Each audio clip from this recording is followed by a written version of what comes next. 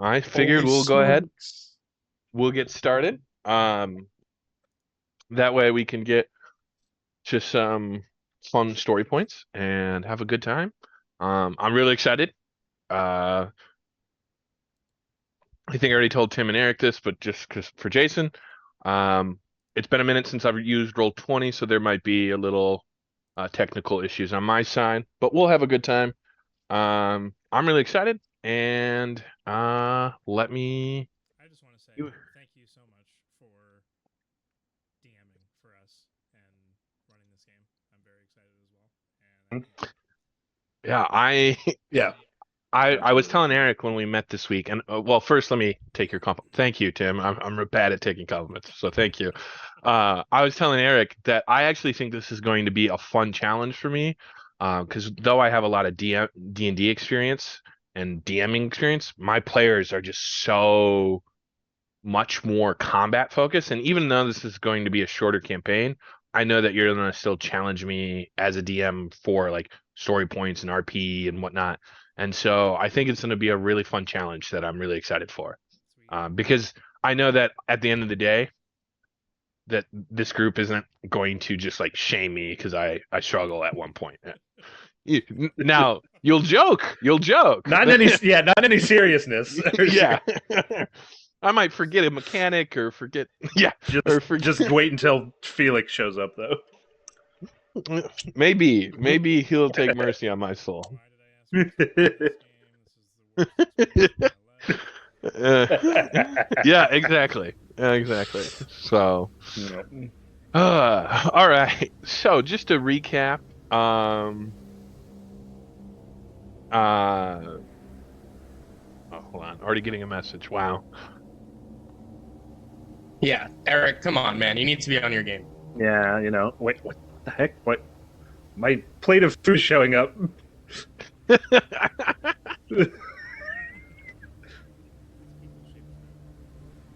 Apparently. So weird. So, Tim, if you can do me a favor, just because when I'm a DM, I kind of get blocked out and I don't pay attention to time.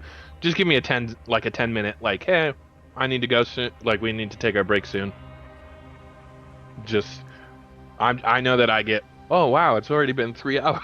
Like, I just get in. So, I'll have my Discord sound on so I can hear if you message me. But, all right. So, just to recap. For days, rumors have swirled through Heroes Dawn about the disappearance of the noble children from the ill-fated trip to Stonehallow. The city's elite's family have grown increasingly desperate, demanding action.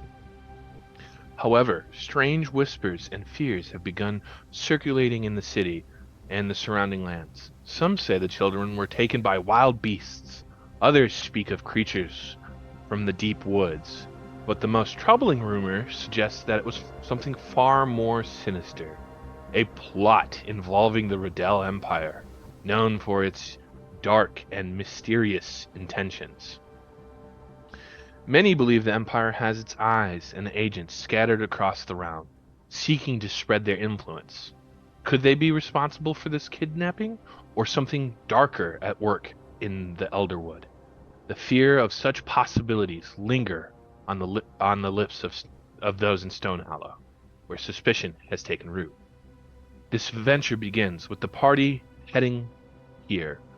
We're going to go ahead and start with our first round by everybody just quickly rolling me some initiatives to start. Oh boy.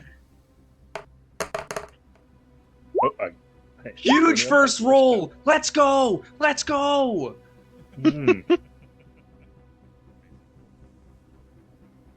All right. Oh, cool. It was pulling through. All right. Perfect. That's what I love to see. All right. Erlen, last one. Let me go ahead and move the party here. Did it adjust the map? It did. Yep. All right. So we're going to go ahead with combat at a tavern. No. So we meet first. We meet our party. Oh my goodness. We meet our party at the small tavern here in Stone Hallow, known as the Crescent Thorn. Here, the adventurers have been given information to meet the mayor, Mayor Morrow, who will share a little bit of what he knows and provides potentially the location where the children were last seen. Also at the bar or the tavern is the squire that was responsible for protecting the children. Here, the adventurers will maybe gather some important information. Starting us off, we are going to go ahead with. Let me do this. Let's make sure I can do this right. To the front. Oh, no. Change tokens. Crescent Thorn. Why won't you? Oh, did I do it? All right. Tim, with the highest initiative, why don't you go ahead and introduce your character? Is he already in the bar? Is he already in the tavern? Is he walking in? Give us a quick rundown of who he is. No, you're arriving individually. You, as far as you know, you're just meeting new adventurers here. Maybe, given your background, I know with Alex's character, you're expecting a friend. Oh, so Alex and I character arrived together. That's kind of just what I'm using since he's not going to be here tonight, is that you're expecting him to be. Are you able to see your token? Yes. Perfect. And I gave rights to you, so you should be able to move it. The blue X's, since it deleted all the tokens I had, blue X's are people. Makeshift. Gotcha. Okay. Yep. And what I'll do, you can go ahead. I'm just going to draw where the barkeep is. So pushing through the entryway, you see a mid-height warforged with white metallic outer shell that has a texture of kind of stone to it, even though it's metal. It's very clearly metal. It looks like it's been made in such a way that it looks like this really almost iridescent white kind of sheen to it. On top of his head, he does have a red feather coming out, like just out of the top of his head, kind of like poofing in the back of it. And has a red cape on him as well. It seems to billow with the wind that isn't present in the tavern, just of its own accord, and just kind of walks in with not an air of superiority, but curiousness as he glances around everything. He basically just looks like Iron Man with this white stone sheen, but no other colors on him, just pure white. And he has white slits for the eyes, just white glow coming out from it as well. Takes in the surroundings. Perfect. And now that you've entered, what would you like to do? Go ahead, take an action here. Okay. I'd like to scan around for what I feel is the right place to be to find the adventurers, or look around to find the adventurers. Yeah. Yeah, so you do a quick scan, and without needing like a perception check, you're very quickly you see quite a few different people here. Most of them wearing what looks to be like logging clothes or like mining, like workman's clothes, with an occasional fancier outfit, maybe a merchant traveling here. As it's always a good place to take the worksman's job and be able to gather their stuff and go sell it. And you get kind of a somber feeling while you're scanning it around. Like they're at the tavern, there's drinks, there's conversations, but there's not. It's still slightly depressing. Kids are missing, and while they're not their kids that are missing, they're concerned for their own children. But they're not adventurers. They know that they can't maybe solve it, but you get this sense of like somber acceptance. Like hopefully someone's coming, and they're kind of just quietly in their corners. As you walk in, they kind of turn and look at you, but no one directly addresses you. Go ahead and give me a perception check.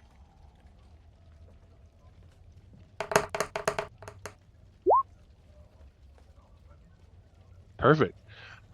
You do a quick scan, and besides maybe what you can quickly tell is a town's guard who's got a pretty worn tavern and a little bit of chainmail sticking out underneath, and you can see his sword, and it's not well kept, as the scabbard that it's in is broken, and so you can kind of see the rust of the sword. Um, he's an older looking gentleman. You realize quickly that you're the first one here. You don't see anyone who would meet your standard of an adventurer. So, is it rather loud in here, or is it pretty quiet? I would say it's like normal conversation level that you would expect at a bar, where it's you don't have to shout, but like it's got noise to it.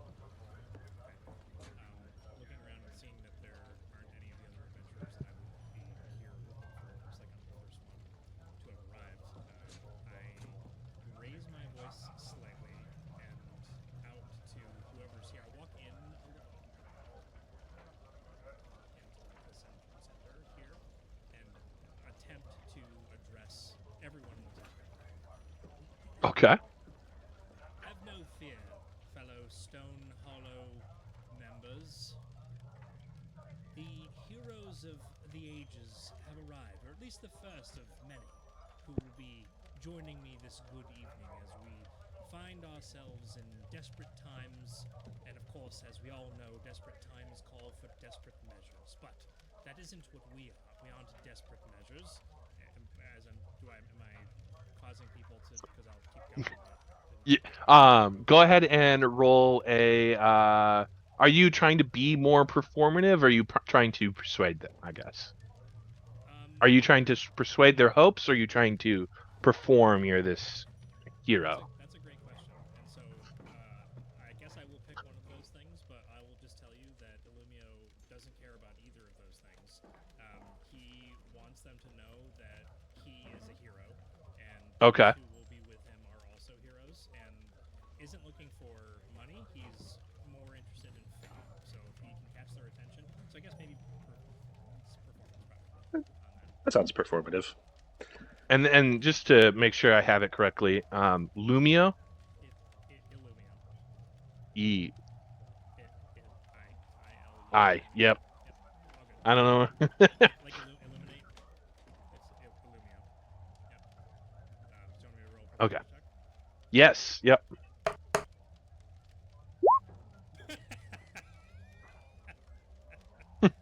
Nat 20. There we go. Okay. Um. Wow. So, a lot of people start to turn and kind of, you see them drinking, maybe their ale or what they have you, and they turn to face you, and they're getting enthralled by your speech. They're not, standing up and cheering, but they're kind of like, hey, they're like, Greg, we got a hero. Greg? And Greg is here? you hear what? Heck yeah. And you're kind of inspiring the atmosphere. And some people kind of, your drink's on me. He's a watch for it. She can't drink. Your drinks are still on me. Then I don't have to pay anything. So I kind of like put my hands up a bit as they're saying these various things. Please, not only do I not require your patronage, we can get to that later, but also, what I'm really here is for you to hear what I have to say. So if you try and speak over me, the message won't be as clear. So, the remainder of what I have to say is that the people of Stone Hollow should not fear the future, but look to it with renewed hope as my myself and my soon-to-come compatriots will ensure that the safety of the children of Stone Hollow comes to fruition. I will be waiting over here on the bench, and if for some reason I don't see the rest arrive, feel free to come over and let me know. And also, if you happen to want my autograph or other, want information or me to tell you a wonderful story about one of my escapades, feel free. And I will walk over to this bench over here, sit back to the fire, and look towards the door. Okay. Yeah, as you do that, you see like a mom come up to you who's got some young kids, and she's like, they're very interested in the stories you have to tell. Could you just entertain them for a minute so a mother can rest her eye? I will be pleased to. What type of story would you like to hear? One that cost 2 gold, or one that cost like 3 silver? What kind of gold? What kind of story caliber are you looking for exactly? Oh, I've never run into a storyteller that charges. Um, You haven't uh, encountered a professional storyteller before. no, that's just something most people do for free. Um, Oh, well, you haven't heard my stories. What I will tell you is, I will provide the first story on the house. How about that? fair, I appreciate that. I will judge my kids' actions and I will pay for the next story depending on them. I should say. And she's starting to like the kids have of course no idea what's going on. They're just like, oh, and warforges are known. Like they're not. It's not B2 here, right? But we're still kind of out in the country, so warforge is known. They might have seen one in passing with a merchant as a merchant guard, but they haven't seen one up close. So they're also kind of like, I touched it. I touched it.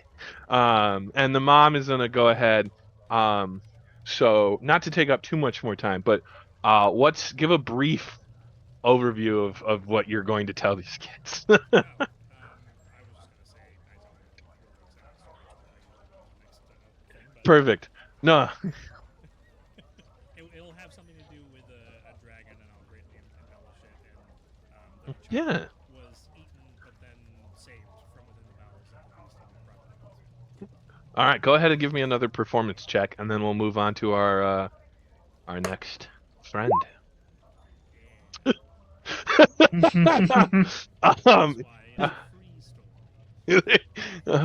Ah. Okay. I That's love crazy. That's diabolical. it. Switch to the right page. Oh. I was like, wow, this guy's a real lad. This guy's like one of the lads. All of a sudden, he's like, yeah, how much are you gonna pay me for my stories? Professional storyteller. That's exactly what I'm gonna do. So, and like I said, I hope you guys enjoy the tokens. I got them from 2 Minute Token Cast. Nice. Heck yeah. Oh, that little guy. I thought that was kind of cool instead of doing like the circle ones. Yeah. You can go in and customize yours more, and then send them to me if you want to use them. I just grab generic ones. But all right, our next round of initiative is going to be Eric. All right. You come into, or maybe you're already here. Maybe you disguise yourself well enough to hide among the crowd. But either way, the tavern has gotten louder. Be it from the outside, you've heard like a rally of people. It's gotten a little more cheery. They're still just like, I'm worried about my kid, but hey, I'm happier. Like they do just genuinely feel more charismatic, like just redeemed, not redeemed. What's the word I'm looking for? Rejuvenated. There we go. It was a word. Yeah. So go ahead and take a moment to introduce your character, what he looks like, what does he do with his first action. So through the doors steps arriving just now. Yonric Woodfella. You see as he steps through, a young lad. He's about 20. Uh, Bright-eyed, bushy-tailed. Nothing super standing out about his features, though. He's got brown hair, brown eyes. Um, Looks handsome enough for a young man. Nothing outstanding. He stands at about, what did I put, 5'8"? Nothing too tall. Yeah, 5'8". So he comes in. You see him in just normal clothes, nothing fancy about them. If you weren't see him come in, you could have absolutely mistaken him for somebody who lived here. It is very much a out in the country style of clothing he's got on. He does, however, on his back have a shield, and at his hip there is an axe that he's got with him. He comes in and seems a bit tired. He's just gotten off the road, but he looks full of energy, ready to go. He looks excited to meet up with these other adventurers he heard would be here for this quest. So as he comes in, he's going to come in and see all the people looking at him, and then be like, oh, "Okay, yeah, all right, here we go." Everyone, I think I've discovered something incredible in the middle of my story to interrupt telling the children. The kids who are kind of just like, Everyone cheer for our newest adventurer. yeah! Is it that? Yeah! Is it Woo! that bland looking guy? I thought heroes are more. I step over to these guys over here. You guys know who he's talking about? I think he's talking about you, kid. I think you're the hero. You know, yeah, okay, sure, we can. Yeah, that works. Yeah, sure. I guess that is. Thank you, sir. Are you not the hero? I'm aspiring to be so. But I don't know if I'm quite there yet. Yeah. I am an Journey and all. adventurer. Yeah. Okay. Yes, exactly. Have you read those books? Well, I don't know how to read, but I know 'em. Oh. Well, I work in the should. mine, It's- dude. it's- I don't know. I know how to swing a big axe. That's a fine skill to have. Miners are the backbone of many a town's trade center. I think. Yeah. Yep. Miners. Right. The brightly dressed bard is right. I am an adventurer, though, and I am here to meet other adventurers. Have you seen any others come in? No. I'm not sure what they look like. When I was a kid, I always thought adventurers would show up on horses, shining armor, and like tons of music would be played, and it would just be, Yeah, I know wonderful. exactly what you mean. But haven't seen that. Haven't seen that yet. Kind of disappointing right now. So far, there's a Yeah, energetic robot and you. yeah. I'm working on it, though. I'm getting there. That's Not to brag, but I have single-handedly defeated 3 goblins once. oh, So like you bore him to death, or no, I took them down with my trusty axe. he looks at your axe. Well, hold on, and he's gonna get up, and he goes, "Keep, I'm stealing a chair," and he goes and grabs a chair, and the man he referred to Keep goes, "You're gonna owe me another silver piece." And he's like, "Yeah, whatever, Keep," and he puts a chair in front of you, and he goes, "Go ahead, Hit it with your axe. Let's see this axe work. And so, Very are you well. gonna? I'll take my axe out and with one hand, I'll cast Green Flame Blade and this chair down the middle. Go ahead and roll. I, Dude, you know. I hope you miss. Let's see. It's just an extra D8 Dude, if I a hit. nat one here, a nat one here. So It's a 16.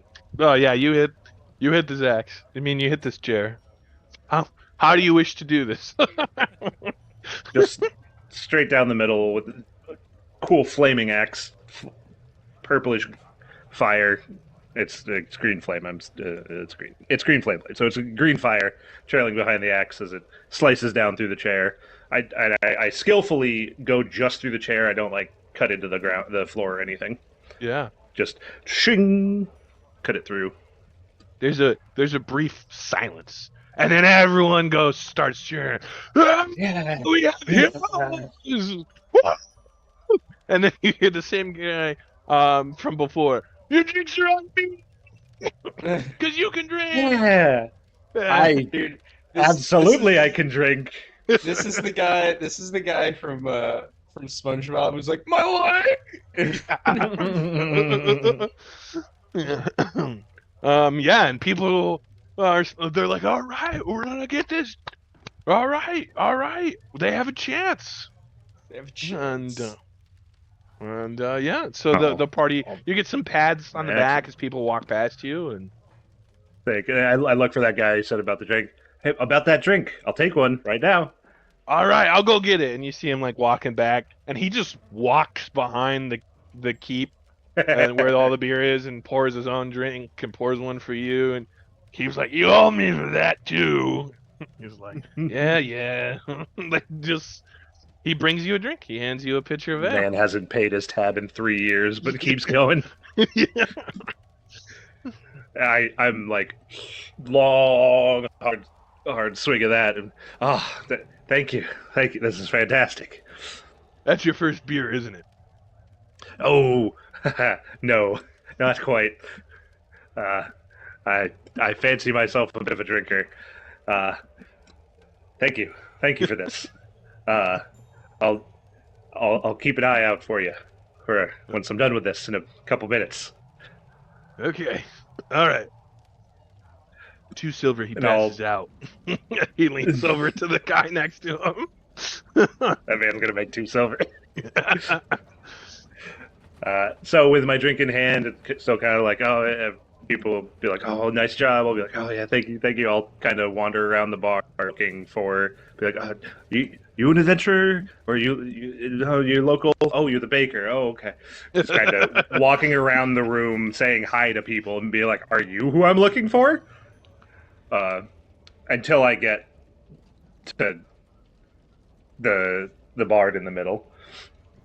Hey, I appreciate that introduction. It kind of threw me off, but it really set the mood.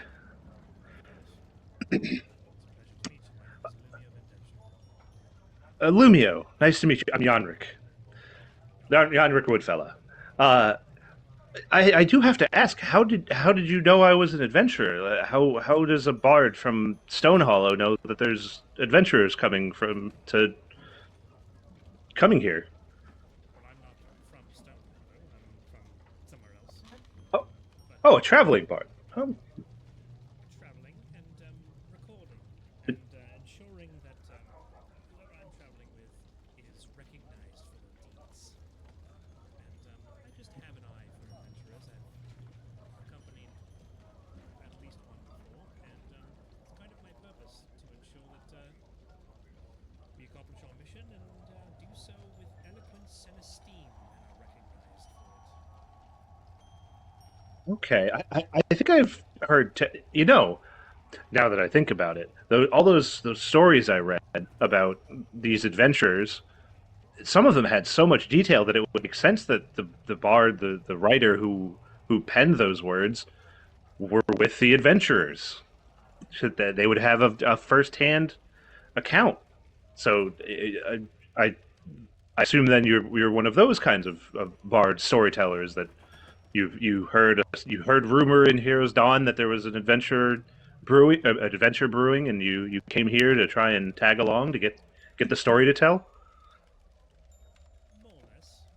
It was my design to ensure that these stories were recorded and that they're told now and on till forever. That's a fine thing. Ah, you does that mean you'll be accompanying the group I intend on going with? Does that make us companions? You came here looking for a group of adventurers, so there were other adventurers to party with. Yeah. I heard there was a call back in Heroes Dawn that there needed to be a group adventure. Excuse me. That a group of adventurers was called for to come and gather here at Stone Hollow to try and save some children. And yeah, I took the call. I saw this as a great opportunity for myself to get into a bit of a bit bigger adventure. I've heeded that call, and I'm here to join with other heroic sort to come save the day and go on a great adventure. Well, somewhat grand, at least. Make it even grander than you've ever thought it could be before we're done. I would say that makes us compatriots. And That right is- there at that pause, we're gonna go ahead and at the last moment we're gonna have Sir Jason going to introduce himself as he walks in to the bar, now even more alive than it's ever been. Perhaps in the history of this bar. Everyone's celebrating. Maybe a few people have come from outside and joined, seeing that the bar is so lively. They're curious. People are pointing over at our two new adventurers by the fire. They're the tourist attraction, per se. And what does. Go ahead and give us your introduction and what he does as he enters. Yeah, sure. So, my character is a 2.5 foot tall gnome.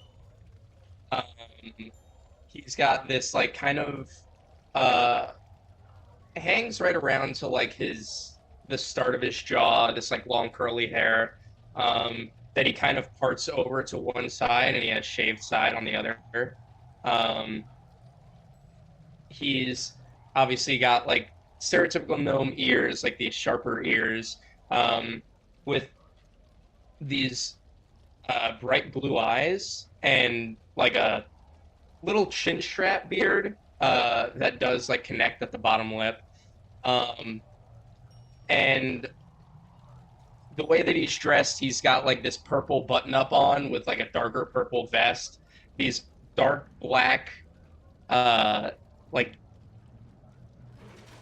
I guess jeans is the best way I would describe them.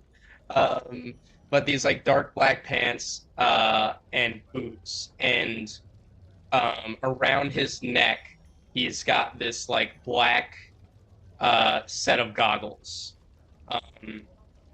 And he walks in and kind of grimaces at how lively everything looks, um, and just beelines it towards the bar,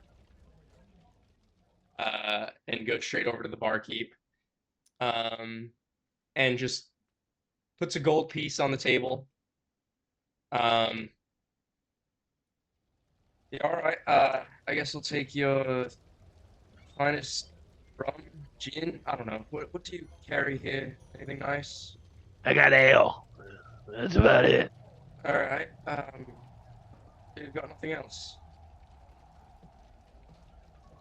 Wait, did you just ask if I have anything else when I just said You've got absolutely nothing else. You're not hiding anything from me. I got food, I got Okay, kitchen slop, I got no. Okay. mop You know what? water. I'll take the gold piece back, and I'll just slide a silver out. Just an ale, please. It's just an ale. It's 3 silver. And I'll slide out 2 more silver. Thank you. And then you see, not unwilling. I'm sorry. unexplainedly, you see a ale glass get grabbed, no one around it, floating in air. And then you see it just grabs a random bottle. There's a bunch of different labeled bottles behind him, but it just grabs one, pours, brings it to you. Yes, there's your ale. Yeah, thanks. And I'll take a sip, turn around on the bar stool, and kind of lean up against the bar as I drink. The mug has to be like half my size, right? Yeah, you're. Uh, You could see that there are smaller cups, but you were definitely not given a smaller cup on yeah, purpose. that's fine. I also didn't tip him on purpose, so we're good. Um, Someone else comes up next.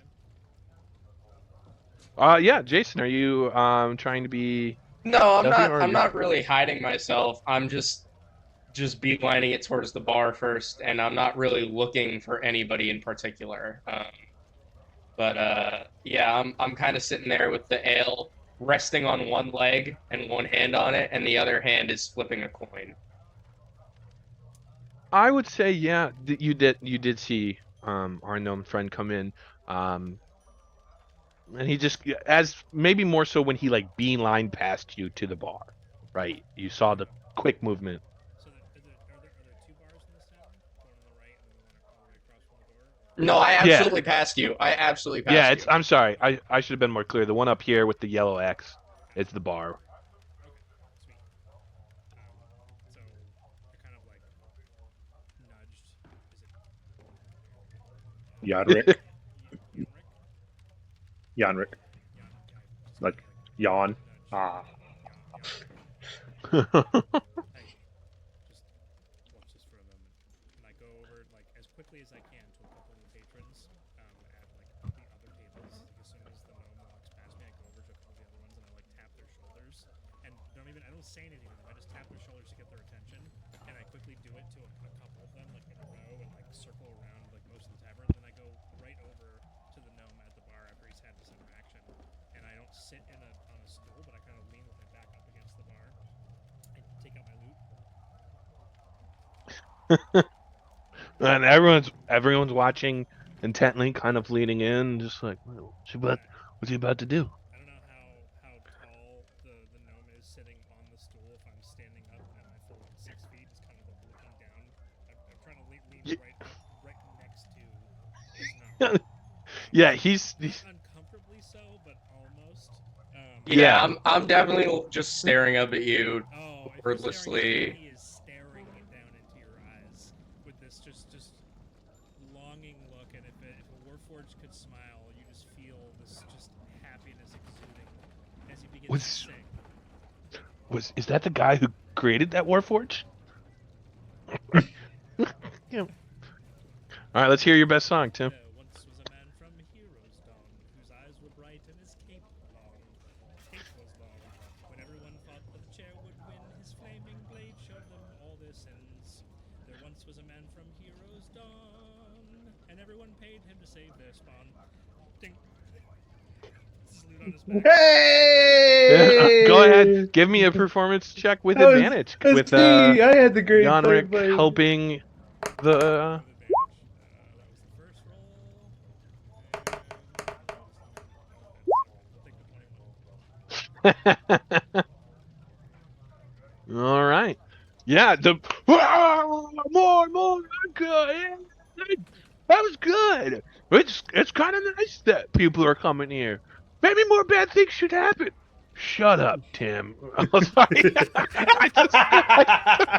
I just. Dude, He said. he said what everybody's thought. My go-to is just to pick very just like Generic. Thanks. I'll pick Chris. Bob, Tim, Greg, Bill. Chris, yeah, Yeah. So, so anyway, Thank you. I appreciate your applause. It looks like at least more of the troop has arrived, and this is what you can expect from a wondrous adventuring party. Come here to liven your spirits, and that song was on the house. And future endeavors, if you wish to hear more, as I've heard a few of you say encore and more in different sentences, of course, we'll discuss your patronage in the future. Right. Stops talking and looks at the map. How much does it cost to get you to walk away from me?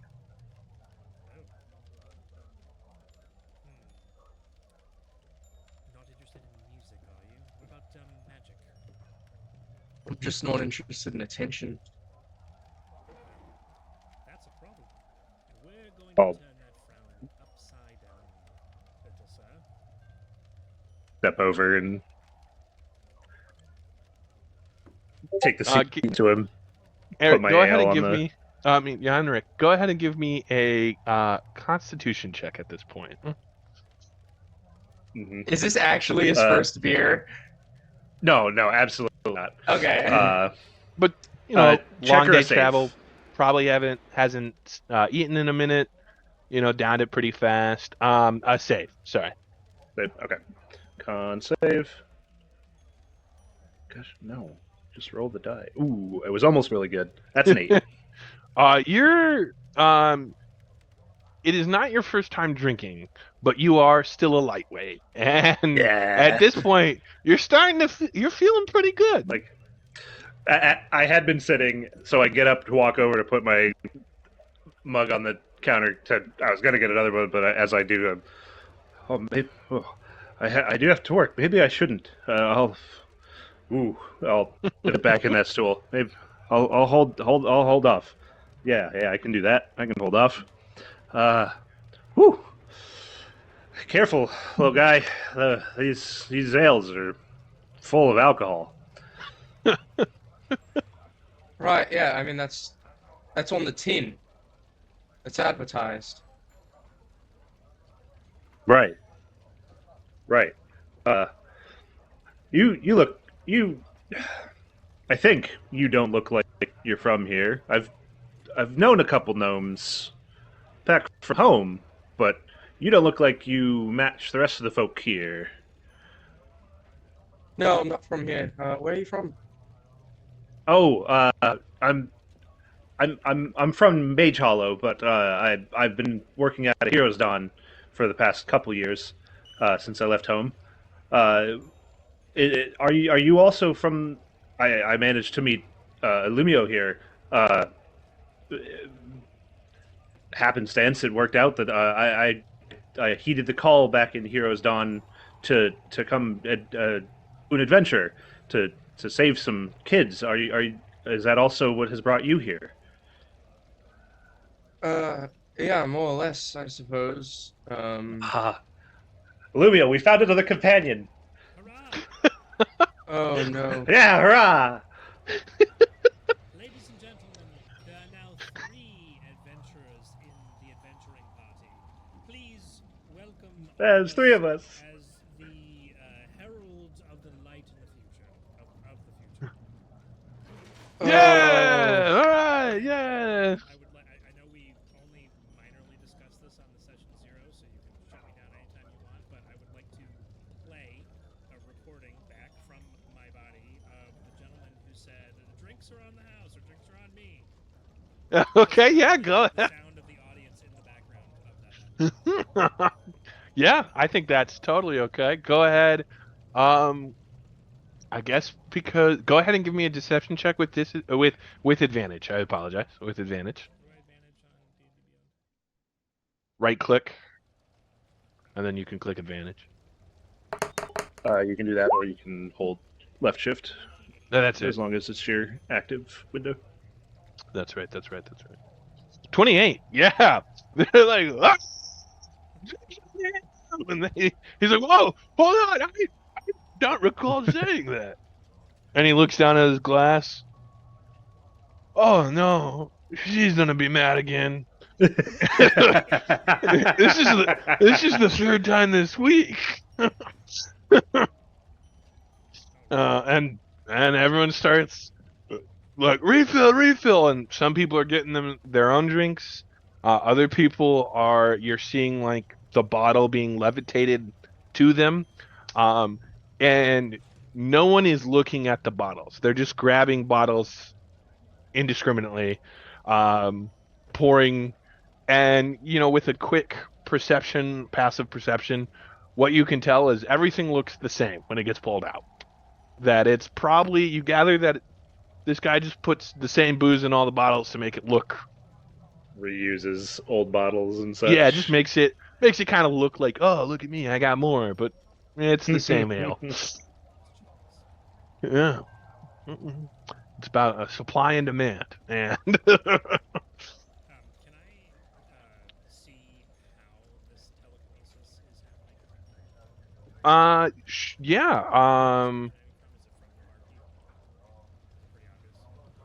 Pretty obvious. I'll just say you would know from other bars that usually most well-end bars or bars that at some point did well have a magic stone that allows invisible servants to kind of work as waiters or waitresses. I would admit you're kind of surprised to see that here. You would think that's more like not high end bars, but popular taverns in like Heroes Dawn, where like a lot of adventurers would hang out. It doesn't need to be high class, but just for what you're seeing, you're kind of like, oh well, it's unusual for him to have. Is that typically unpaid labor? Yes, very very much so. Good to know what you're promoting in your games, Christopher Sura. Okay. There it is. As I'm sitting at the bar watching all these people do this, I've used prestidigitation to create a tiny little top. I'm just sitting spinning on the bar as I'm trying to just like center myself.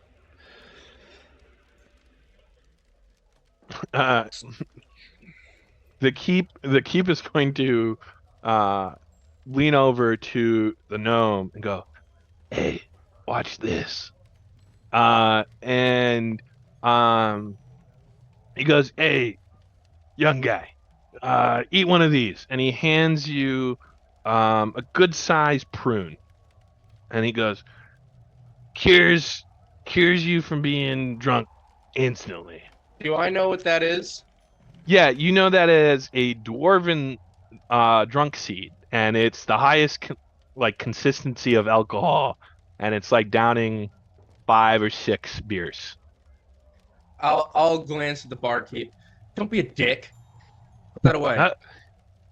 Okay, all right. I thought you kind of gave the vibe that you liked that kind of thing, so I just all right. Oh, Hey, Johnny! And he's gonna stumble away. I mean, he was just trying to help me center myself a wasn't. bit. No, it wasn't. But, It's open your eyes. And I'll sip on my ale again. Oh no. Oh no. Was I? Oh no. Did I? Oh, you're an idiot. Oh no. I, an idiot. I don't know about that. I've known an idiot. I may not be the smartest, but I can read. my I can goodness. write. What? Why? And I'll look over to Illumio. And what do you bring anything to the table other than singing and dancing? Oh my God! Oh no! I don't appreciate that. That's not heroic of you. You know what? And I'm gonna snap my fingers and again with prestidigitation, just make like a nasty odor in his nose. Just like somebody farted right in your Yeah, face. sure. Right as you do it, I'll cast prestidigitation and clear myself out. Oh, you're a magic man, a magic practitioner. I see. Well, you're not the only one here. I didn't fancy my think I axe, but was. I've got some magic myself. I don't have to be the most book-learned college graduate around to do so. Yeah, that's great. Anybody with skills are allowed to adventure. So by all means, be my guest. I just I realized I I just intended insulted to. them. Thank you. Illumino, Illumino. Illumio. Tim. Yo. Illumino. Yeah. Yeah. My speech impediment's gonna struggle with that for the first one, and then Hmm. as I practice sanding it out, I'll get it. But go ahead, Tim. You were about to say something. I kind of lean down on the counter, like getting even closer to Irwin. It's Irwin, right? Yeah, a little bit, and then just kind of like leans forward, uncomfortably close, like face getting as close as possible to this gnome, and the feather on top of his head just kind of jiggles slightly, and he transforms into Irwin, just staring him right in the eyes. You know, just look of disgust on his face as well, just staring back at you. There are so many things that we can accomplish together.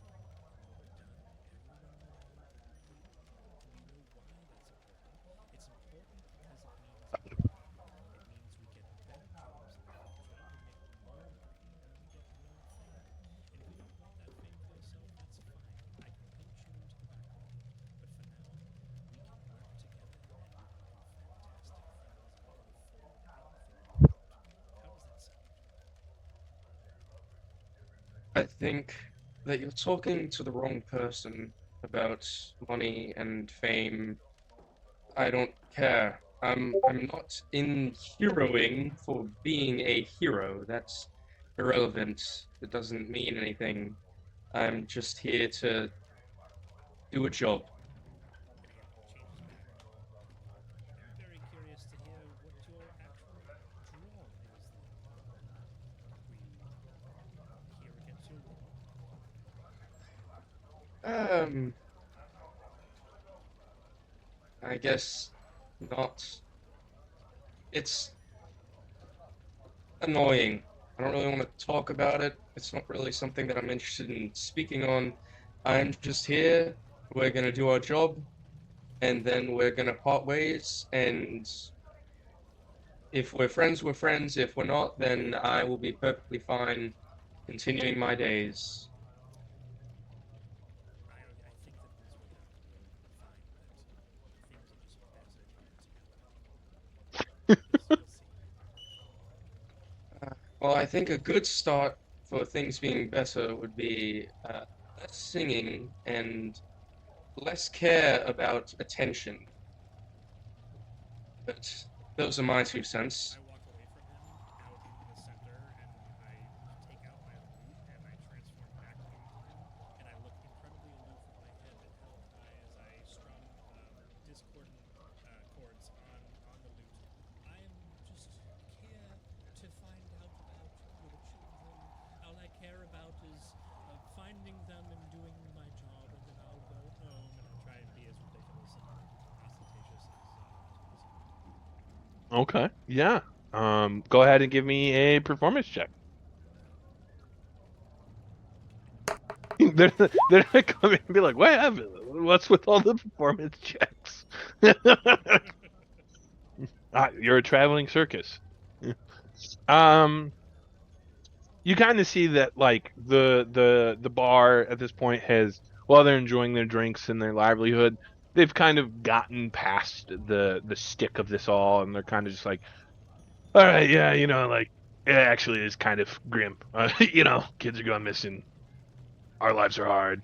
And then you come out, you kind of do this, and they're just like, yeah, yeah, good one, good one, yeah, all right, and they're turning more into themselves.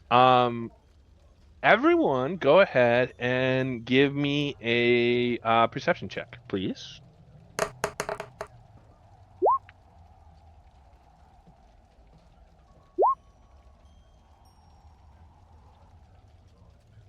Perfect. Okay, so a 15 and above, what you're going to notice is, well, everyone's starting to turn in and whatnot. Maybe for the first time since you've gotten here, you're starting to take an honest look as the attention has started to pull away from you. You're able to take in more of the area, and you're kind of looking amongst the crowd, and you're just curious, and for a brief moment, across from you all, you see someone who you didn't notice before, but kind of like leaning forward, like really like they're taking you in.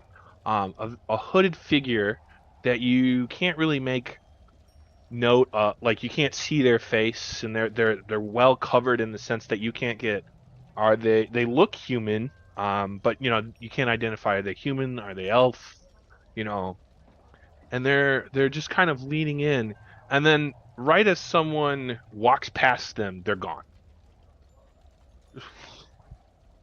And then with the 22, um, you're by that taken back by that sudden disappearance. You're like looking around, and for some reason, you just notice that some people are a little more suddenly just like sluggish and into their drinks, and a little more exhausted out of nowhere. There we go. And yeah, so um, I come back to the counter. I didn't see any of this. Come back to the yep. counter against it and turn back into myself. Looks like I've lost them, chaps. Yeah, it There might be a little more was than that. And there was a I'm gonna put man. my ale back on the counter. I don't really want to drink that anymore. Did, did, did either of you see that fellow? Yes, I did. You did. Did you also see him Vanish, disappear? yes. Yes, I did. Okay, okay. It's. Whew. I didn't have too much yet. Good. Yeah, there was a hooded fellow sitting across the tavern over there, and he was staring right at us, but couldn't make out his features. And then he disappeared. And take a look around. A lot of many of the folks here are looking a little more, tired, sluggish. Are they? It's getting a bit late at the end of the day. Yes, but unfortunately this bar was a little bit rambunctious about 2 minutes ago, and now it's significantly quieter. Almost just too coincidental for all of them to just all decide that it's bedtime. Yeah, and on that note, you kind of start to Yeah. see some people leave. Like it by no means is the tavern emptying. There's still people who are having maybe a liveful conversation, but just more people are starting to leave. And you hear some commotion outside, and then finally someone pushes through. And he's wearing this man is wearing a long coat. He's about 6'6", um, and is pretty well built compared to everyone else around here. Not maybe as well built as like a knight or anything, but like, a hefty man. And he adjusts he's got kind of like that, what's the hat? Like gardener's hat. And he kind of, he's like, watch where you're going. You got to respect your mayor. All right.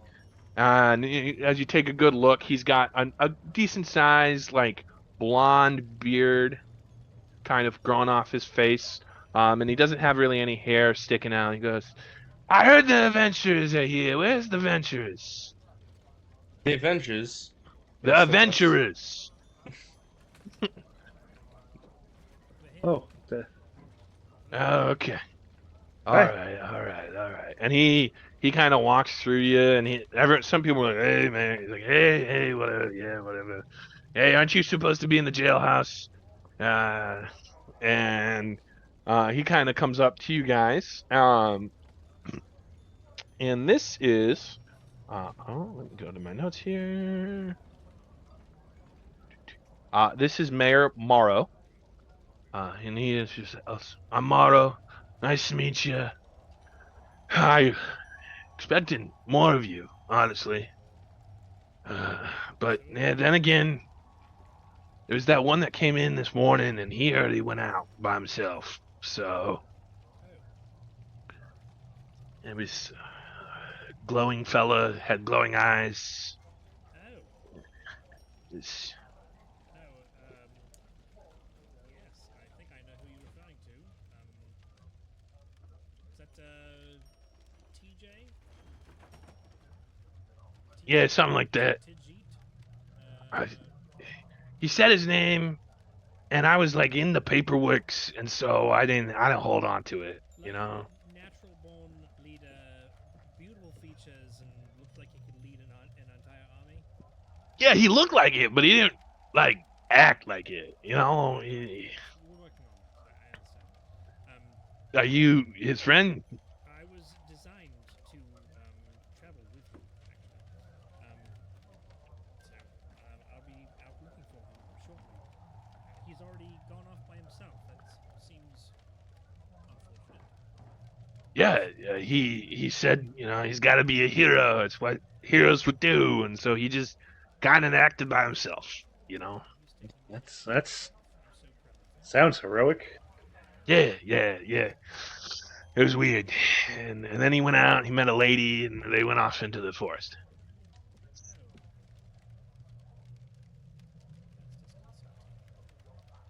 Do you not want him to meet a lady? Or, I mean, he could have met a guy. Whatever.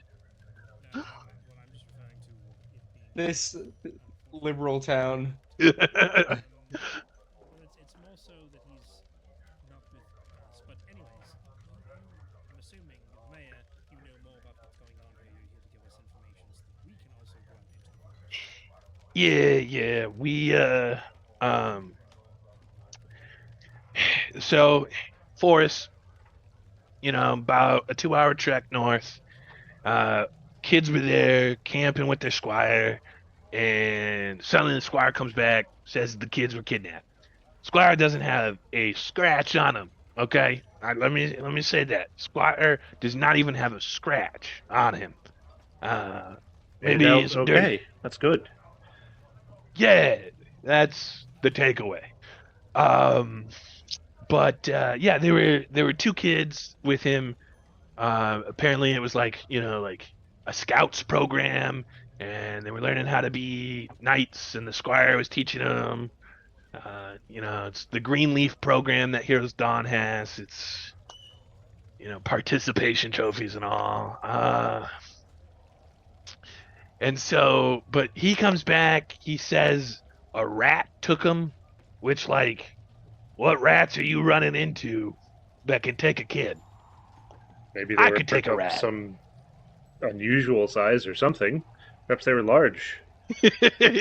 You know, I have heard of rodents of unusual sizes, but that's a little more near Silverwind Kingdom, you know, with Princess Buttercup and all. Uh, but yeah, and so right now he hasn't left his room upstairs. So I figured you guys would talk to him. I already paid for your inn here, so you don't have to worry about that. And then I That's figured wonderful. Thank you. you'd go out in the morning, save the kids, and all that. There's some caves and ruins back there. I should tell you, caves and ruins back in the forest. That's probably a good detail to have. Right. Yeah. What did you say? Do we know the squire's name? Yeah, yeah. So I thought I had it say it somewhere. Oh, the squire's Theron. Theron or Theron? Theron. Theron. Okay. Theron.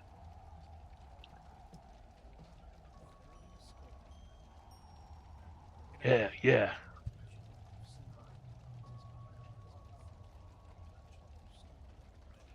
His eyes go dark, and you just hear his mouth doesn't move. He doesn't have a hinged jaw that moves. His mouth doesn't move. It's like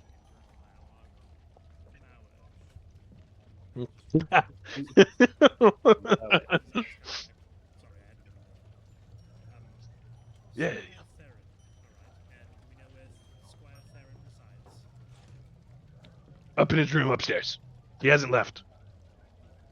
Live here. No, he's from Heroes Dawn, but I think he's a coward, so he doesn't want to go back.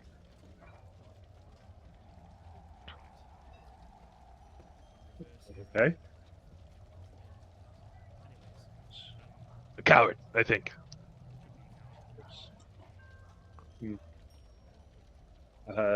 Should we go talk to him then, so that we could get his side of the story and hear more about this rodent, this rats or something, and then which direction where they were, so that the morning when we embark, we could know where to go.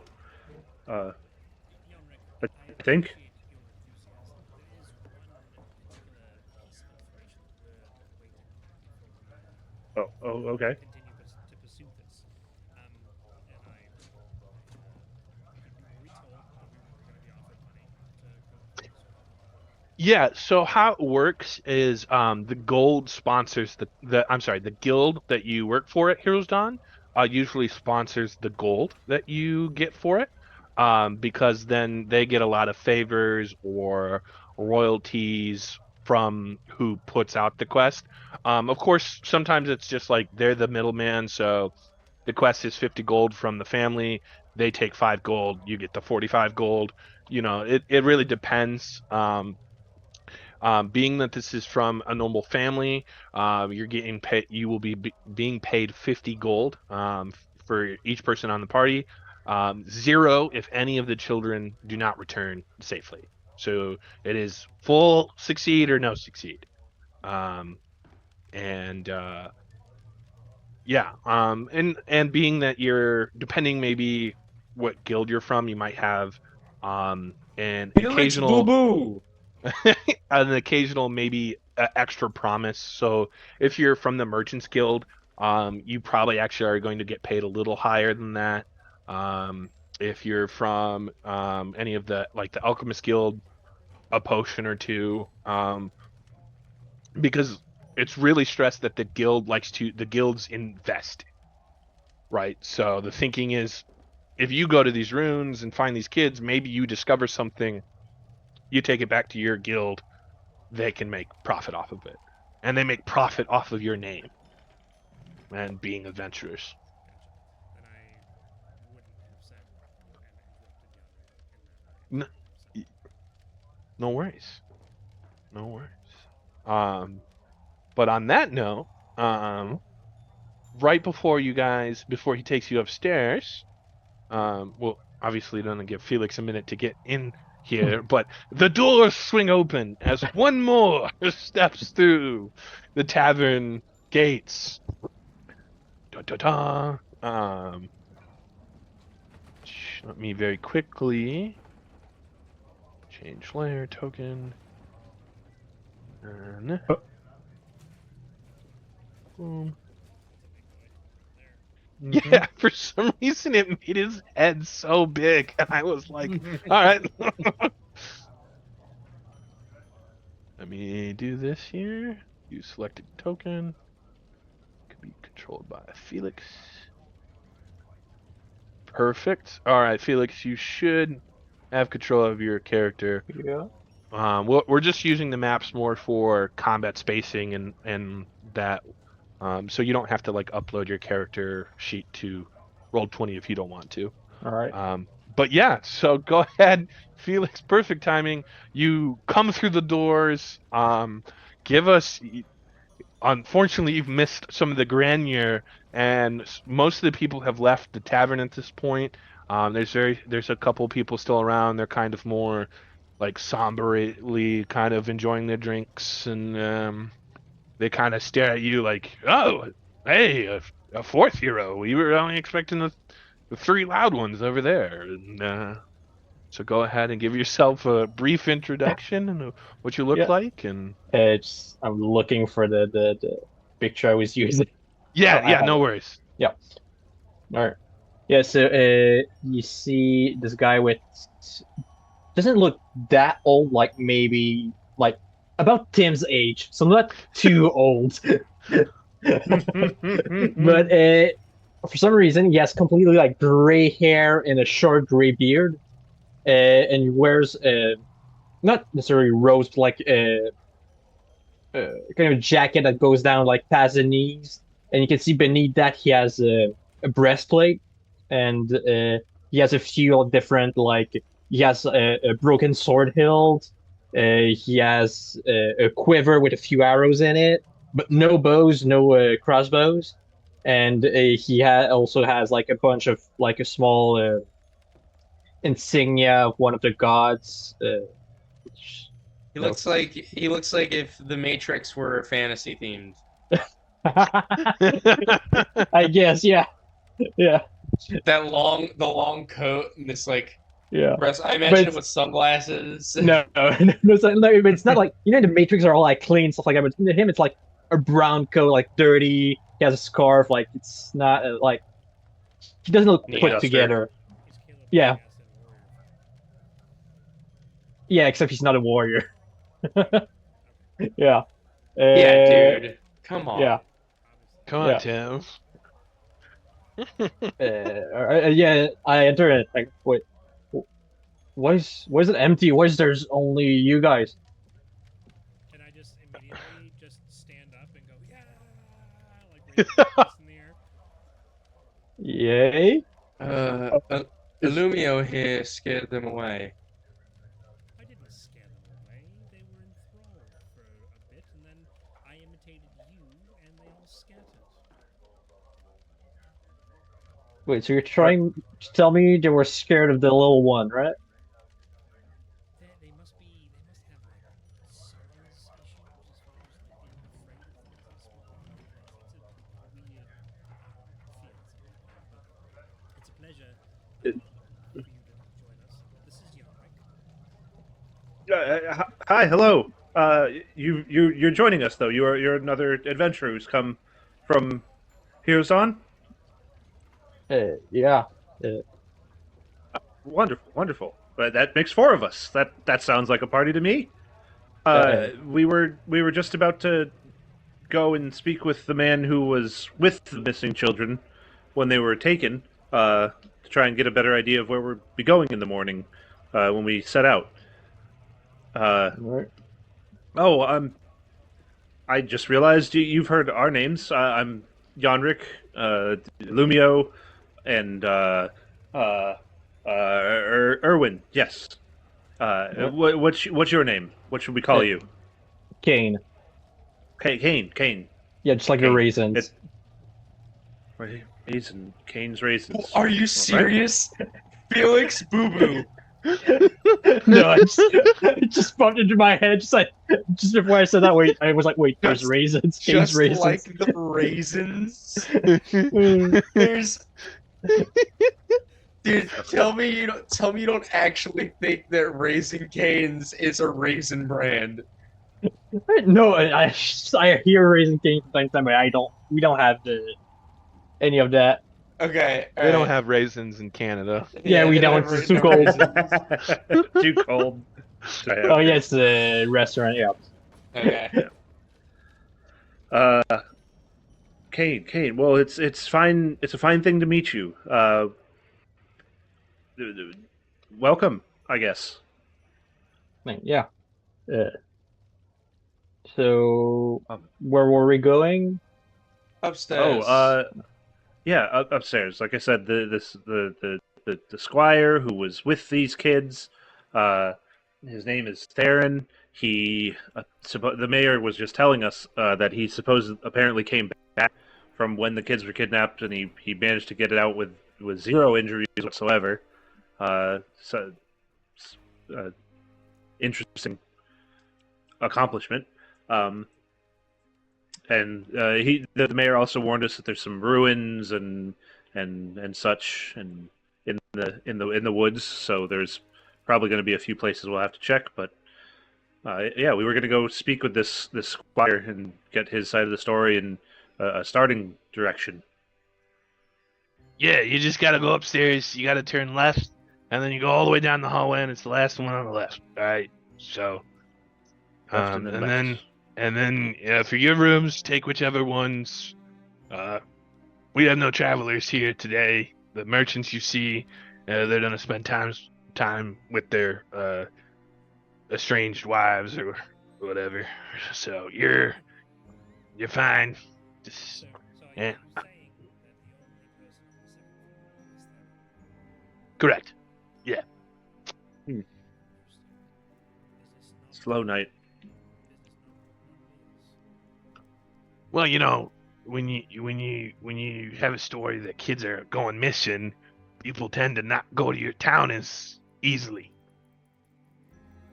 I suppose that's fair. And with it potentially the idea that it's potentially the Empire, you know, that kind of scares people away some even more. So, Right. the squire mentioned giant rats. Do you think the Empire is run by giant rats? I heard it was like there's like the big brown bears, but it was just smaller bears. Oh, smaller big brown bears. Okay. Hmm.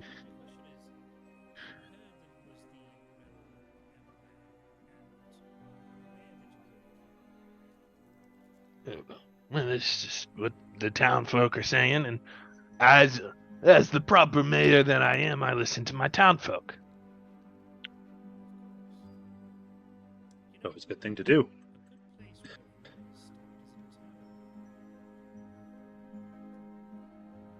Oh,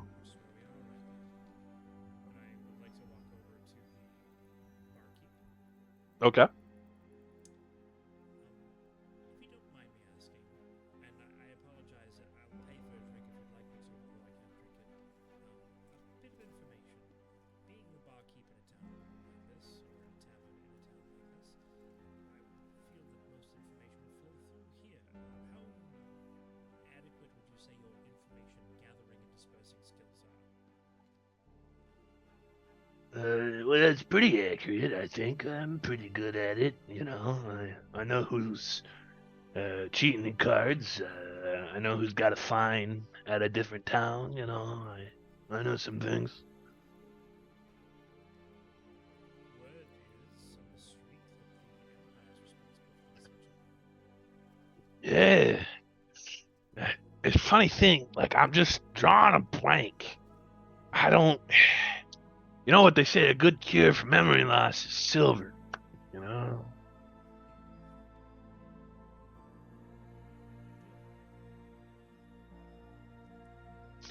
Yeah. You And I'll drop you eat him. silver? I'll That can't be good for you. I'll drop him 7 silver. He grabs it, puts it next to his head. Oh, look at that! The memories are coming back. Okay, hey. You should try it, kid. Silver piece. Well, then you don't got Maybe I any haven't- memories. Maybe I haven't forgotten anything. Yeah, yeah. Right. Look, the memories came back, and what? Well, there was talks of seeing an elven woman with piercing red eyes, followed by 2 warforged. And, well, we don't know much about the Riddell Empire. The 2 warforges had the symbol of the Empire. That Brava goddess that they talk about. And what was at the end of what you were going to say? I don't mean to interrupt you. No, go ahead and ask your question. Well, where did this information come from? One of our scouts here picked it up. As the crow flies high, you tend to notice things. Your scouts can fly. And does anyone speak Thieves' Cant? No. Nope. Yeah, the crow flies high. Scouts fly high.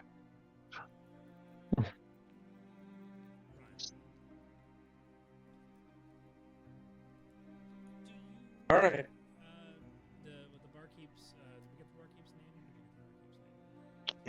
People refer to him as Keep. as Keep? He's very literal. Keep the bar keep. So, Yep. Keep, my name is Chip. Excuse me. No. That's a shame.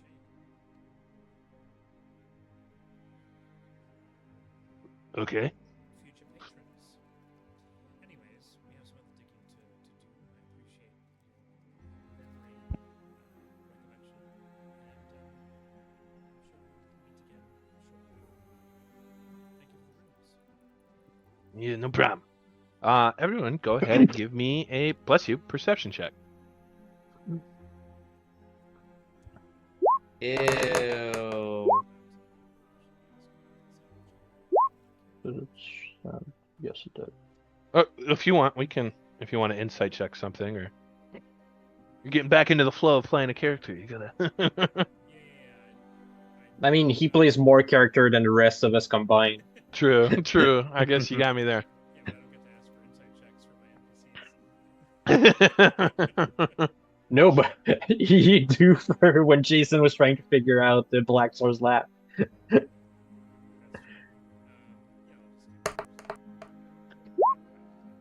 Yeah, I'll just He from your insight check, he feels pretty comfortable. Like he seems pretty just like relaxed.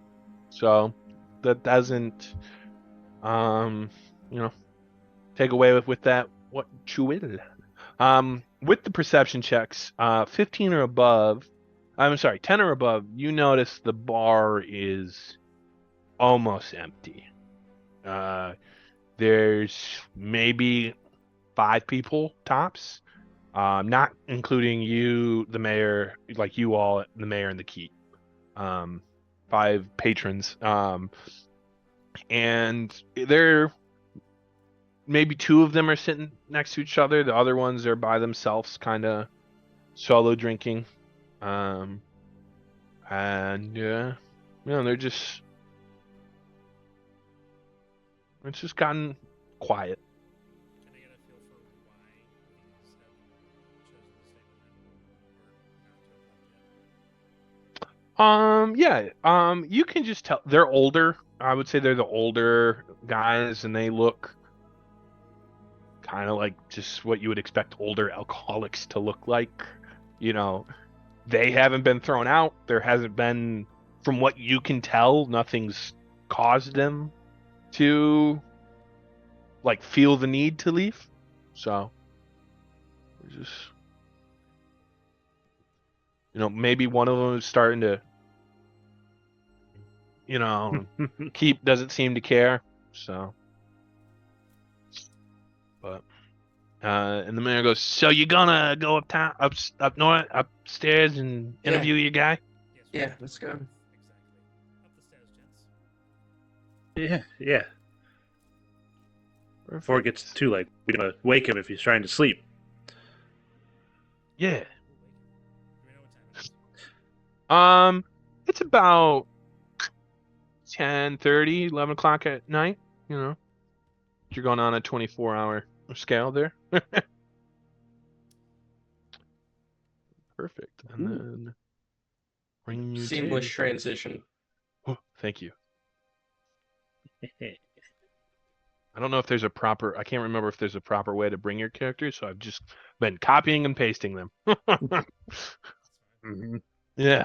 Yeah, so you come upstairs. It's a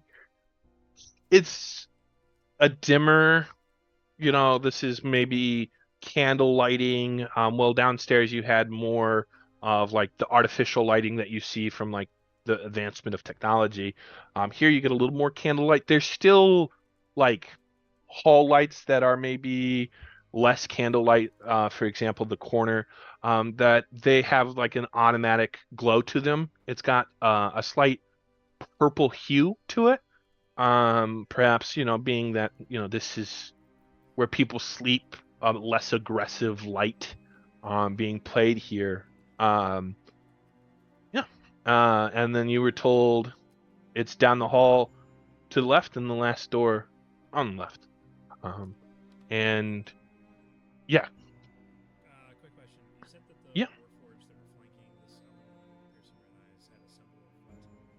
The Riddell Empire, which is the symbol of their goddess, which is a picture of a skull with not the sword sticking like behind it like a pirate's cross, but like sticking in the skull. Okay.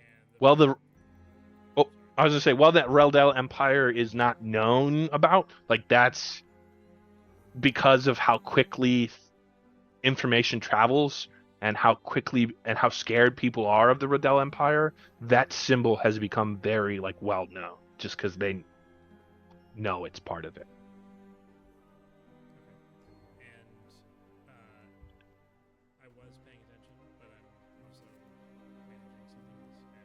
And Yeah, no worries. trying to pay attention to what other people are saying. Because I don't do that when I'm with you. I don't pay attention to what anybody says, obviously. That this album was seen somewhere.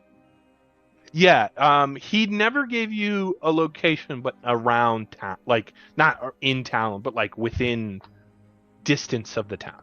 Gotcha. That's all. So we go to the end of the hallway? Or, I don't want to Yeah. Yeah, no, let's go. Let's just do Yeah, it. no, we're he left hallway and then left door on the last. He said. Yeah, I think so. I think it's down I'll where knock. that big blue X is. Yeah, on the map. I'll go and knock Yeah. on the door. Perfect. All right, so yeah, you go ahead. You knock on the door and you hear, "Who is it?" Stand behind him.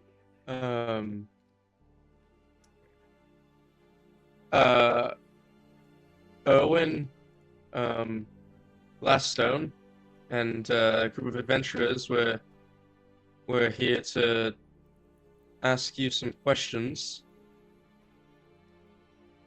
You're not here to kill me. Or if you want us to. No, That's we're not- not. No. Yeah, we're not. And he like creaks the door open, and it's got, just like in a hotel rooms, it's got a slight chain across, but it also looks like he might have like put some weight behind the door too, like it just stops a little farther than the chain, with like kind of a thunk, and he's like, yeah, hi, what's your questions? What are you doing here? Well- We're here to ask about what happened. We've taken up the charge to come and try and rescue the children that were lost. It's just like I told the gentleman this morning that we were sitting around a bonfire, and then a rat that stood as tall as me appeared and grabbed one of the kids, and I drew my sword trying to protect them, but then another one came and blindsided me and knocked me unconscious.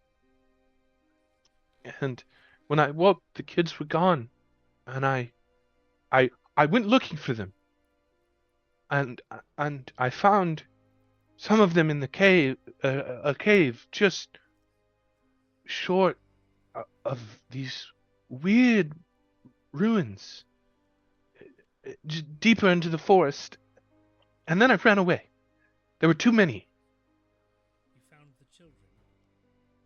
Well, I found the things that took the children.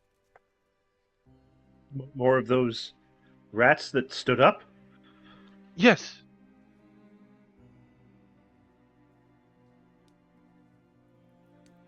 And what All right. What are you out there with the children to do?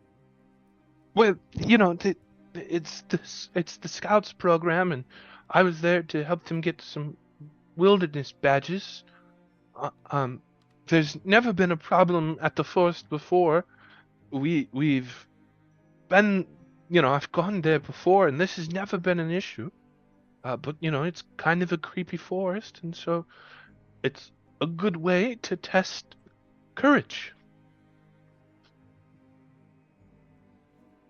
And what are your thoughts on hallucinatory drugs? What? A squire may never inquire about drugs. But Good thing we're not squires. I'm not a squire, and I am inquiring about drugs. Yeah, but I'm a squire, so I have never inquired about drugs. I don't. To take part in them, it's besides the point. Something just kind of seems a bit fishy with what you're saying. And I don't mean your story. I truly, deeply believe what you're saying to us. But somewhere in the underbelly of the story, there's some other detail that's being left out. And I'm just wondering whether or not you're willing to tell us the whole truth and nothing but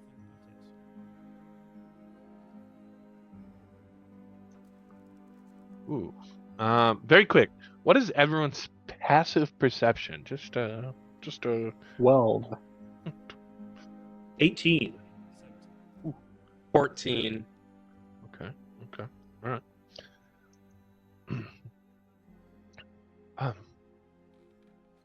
I don't know what you mean. I'm being completely honest. I ran away, okay? I didn't fight. I dropped my sword and I ran away.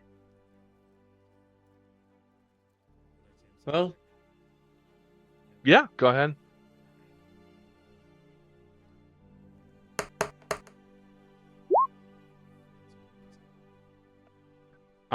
You get the sense he is very nervous. He is scared. You get the sense that he has told the truth, but isn't telling the full truth with a 10. You pick up, this guy isn't elusive, so he rolled a nat 1 on his deception check. So he is not a well reserved man. The other question I have above the table is he was with 2 children, is what we were told? Yes. But there are more children that are missing besides these 2? No. Only 2 children have been reported missing. Oh, literally two children. Gotcha. Yep. Okay.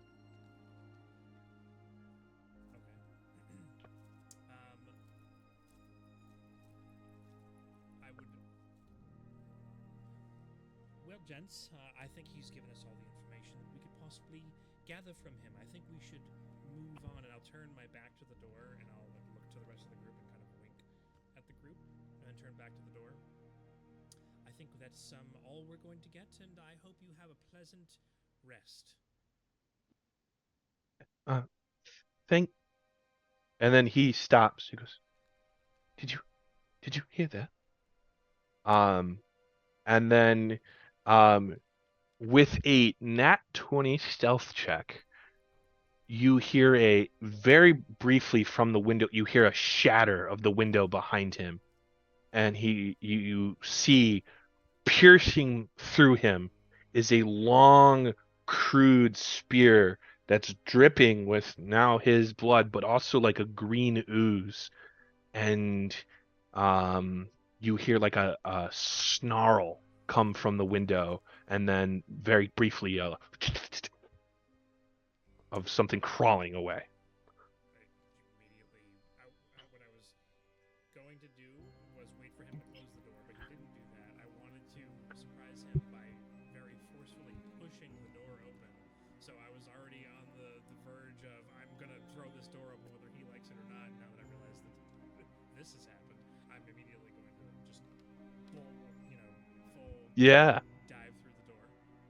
Well, we'll go ahead and we'll roll for that when we come back from our break. Perfect place to take a break.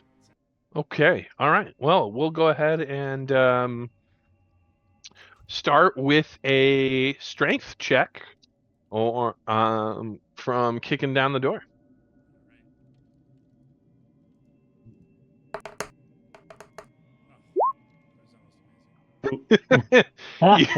You go to kick the door, and you maybe misjudged where the weight that's leaning against the door is, and instead of like pushing against it, you just hit where the weight isn't, so it just kind of, and yeah, and the door. Yeah. This spear thing, we saw him get speared Yeah. through. Okay. And it was from this southern window. Yep. Okay. I would to turn and open the door behind me to check this other room so I could look out this window and try and see what's going on out there. Like throw it open and lean out. Yeah, the door is unlocked, since there's no one resting there, and you're able to make it to the window. Go ahead and give me a perception check as you peek out. It was a 20. Okay, as you peek out, it's I think we said it was 11 o'clock, 10:30, right? So it's dark. There might be some lighting outside to help for like path, like on the near more the main road. But where you kind of turn and look, your eyes take a moment to adjust, and there's just enough light, be it moonlight or not, you see a giant rat tail go over the top of the roof. Okay. I'll run back to the hallway. There's something on the roof. I saw a large rat tail. He must have been telling the truth. Can we get in the door yet? I can stop him from dying.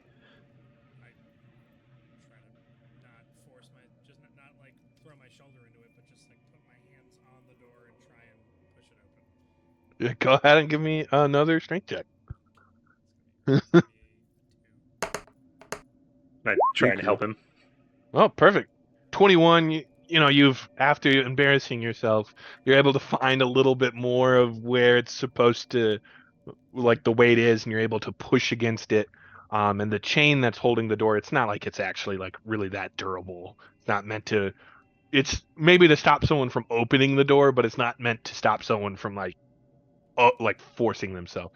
Chain pops, no problem, and you're able to push through the door, pushing the half desk that he had there out of the way. I proudly and loudly proclaim, the adventurers have finally conquered the first evil. I push past him just to get in there quickly.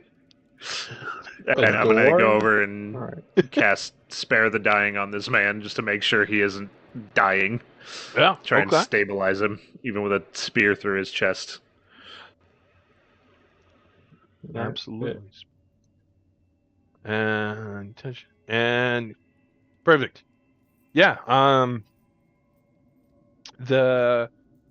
He kind of starts to, obviously he passes out, but he's stabilized.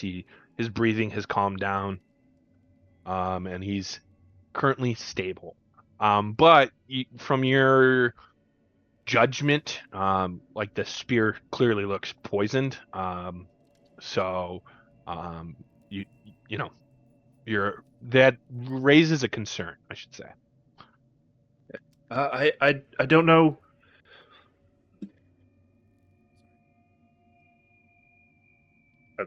I don't know if I can save him. I don't have much else. Someone help me get this spear out of him. Right. Well, I wouldn't be much help doing that, so I'll just go over to the window and cast Misty Step to go up to the roof. Okay. All right. You absolutely can do that. Yeah, I mean, about to the roof, it's maybe 20 feet, so you get, whoop, no problem Yep. on the top. So, Is just it, for the sake of it, let's go ahead and roll initiative just to kind of keep ourselves in order here. Okay. is it like Foundry, or we need to have our token selected? There's Uh, no turn tracker active. Yeah, I actually don't know. yeah. Oh, Go there ahead is and just Now roll. there is. turn order. That's a 10. Yeah. Oh, yeah, and change mine automatically. Yep. Okay. Okay, so I just gotta open it. Cool. Yeah. And then sort. Ooh, nat 20 initiative. There we go. Okay. Do I need Kane? Okay, it did give you the I've correct disappeared. one. You've Yeah. disappeared. Like my You're token's dead. gone even. Yeah. All right. Wait. I don't Create a think new I hit character, anything. you died. Yeah. Oh, Can no. I There we go. Just Put go. together characters. Copy?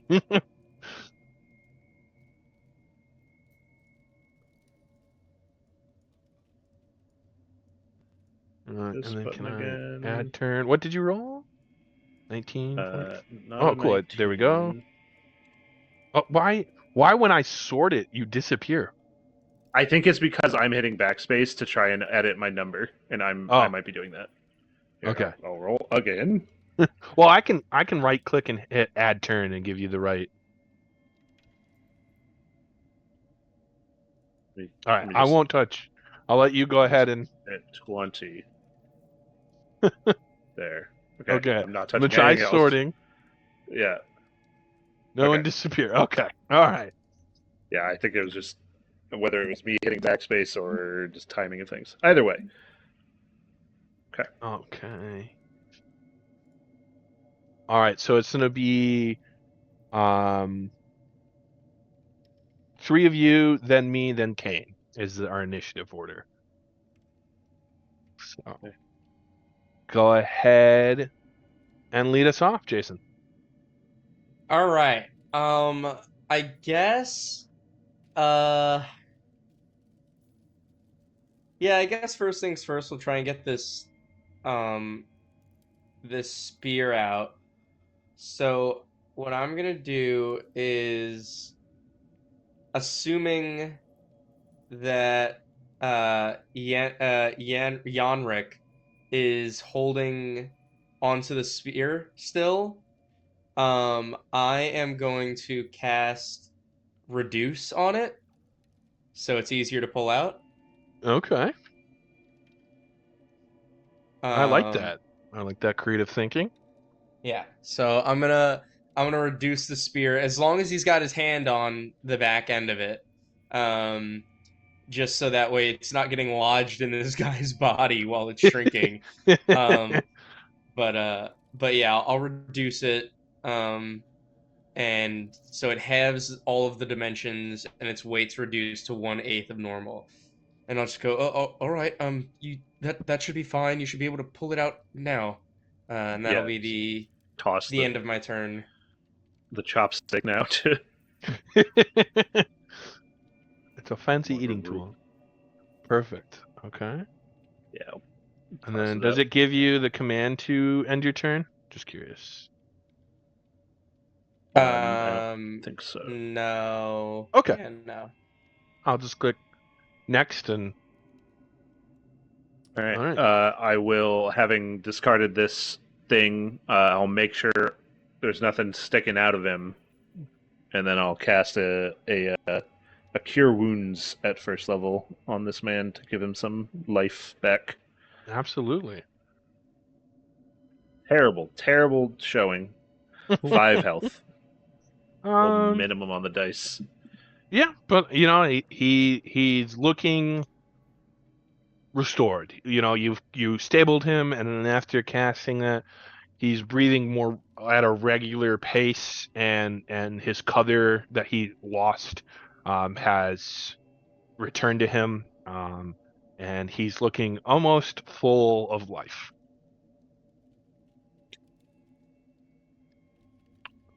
That's all I got for Okay. that. Yeah, no bonus actions. So, Okay. I go over. I'm going to move on my turn over to the window, and I want to look how difficult it would be for It's it doesn't look like it would be too difficult. Like you've climbed, at this point you're a little bit of a seasoned adventurer. You've climbed worse. So you think you are confident you could get up there without much trouble. So probably a DC 12. Okay. You said it was 20 feet to the roof. I have, I think, only 20 feet of movement left, but climbing is half speed, so. Mm. I'm You do find like maybe like a rain gutter about halfway. So like that could be your good like stable point. cool. I'm going to use my action to cast Disguise Self and make myself look like one of those rats. Rat people. Is that possible? Right, people. Yeah. I'm gonna say there's no roll for it at this moment, but from what you understand, you look like a rat person. What you think you're picking up, right? Okay. Cool. And then I'm going to make my. You want an acrobatics or athletics check to climb up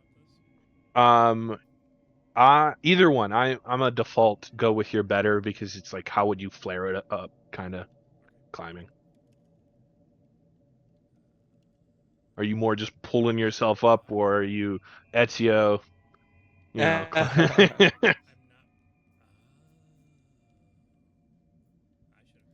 to this. Because I'm wearing the Sentinel shield, I have disadvantage on this roll. Yeah, you don't have proficiency with your shield. Shields. Gotcha. What is disadvantage? 16. Nice. By the way, Nice. wait, no, that's armor. The shield, because I know if you're not proficient in armor, you can't cast spells. I don't know if it's the same for shields. Don't think I don't think shields have Yeah.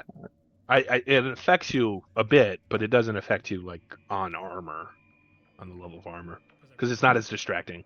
Yeah. I'm disadvantaged with sleight of hand, stealth, acrobatics, and athletics because I have the shield on. Yeah, so Yeah. it's strength and dexterity checks. So I may request an edit of my character because I wouldn't have done that if I was paying attention and took more time to. So a You rule. weren't paying attention the whole time? A big rule of thumb I have as a DM is you're allowed to make any major changes within the first 3 sessions because like I understand that like you're like, "Oh, I think this is what I want to play," and then you actually start to do it and you're like, "Oh, it doesn't vibe as well as I want it to." So Or that's I could continue using it and just roll with it. yeah.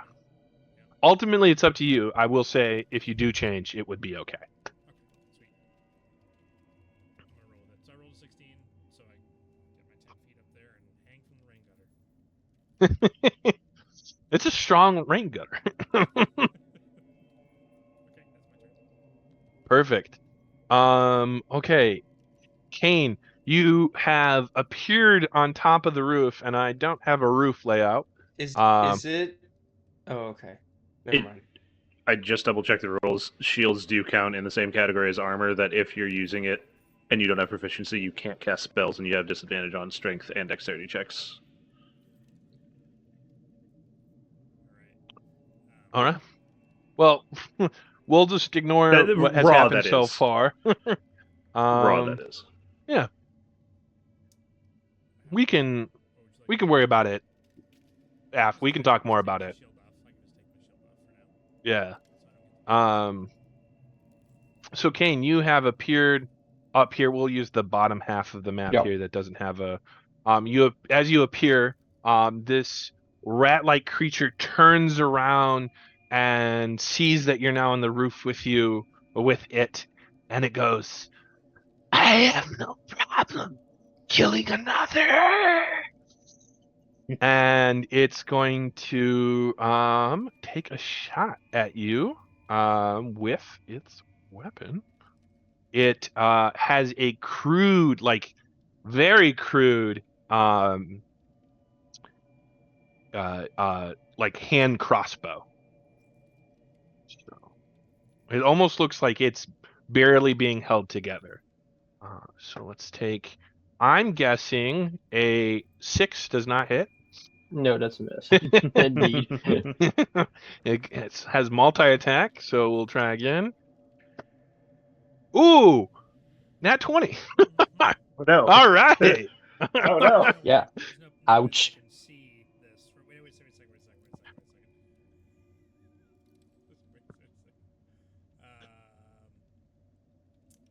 Did Yeah, you climbed up on the roof, right? Yeah. Yeah, I'm up on the roof. Oh, you're halfway up. I Okay. can't see it from where I am, right? Just confirm that I can't see it. Correct. Yep. So opening damage of, because you technically haven't taken your turn, it has assassinate, so Oh, no. it does. Oh no! Yeah. Oh no! It does 28 opening damage as it turns and snarls at you, and its Oh, dart no. just connects. Like you come up confidently, and it just connects into your armpit, like in the weaker point. Yeah. And that's its turn, and it's now your turn. Whoa. Like I said, that's why we have max Yeah. HP. All right. Yeah. Which you know what? I'll manifest my echo right besides the let's call it what it is, the Skaven. Yes, it is. So I'll use my bonus action to do that, just like what I said, summon just to the right of the Skaven. And Very quick, who is your echo? for like when I summon it like that, it's gonna be like a fighter with full plate armor and a big sword, and he just stands ready to attack. But he looks like he has a big wound on his chest, like his armor was like destroyed in that section, and all his equipment is kind of like me, not well kept, and has seen some battle. Yeah, and you hear him go, Kane, I'm ready. Yeah, and I'll use my action to Eldritch Blast the Skaven. Yeah. So yeah, we're level 5, so it's gonna be 2 blasts, 27 to hit, and 13. So that's All right. Sorry, I'm just responding to a question. Yeah. I assume that's one yeah, hit, right? Yep. right. Let me double check its stats. Here. Oh yeah, that definitely hits. And then Yeah, all right. how much damage? 14 points 14? damage. Yeah. It kind of snarling, like it's getting, like stretching out its spine to show it's confident over you.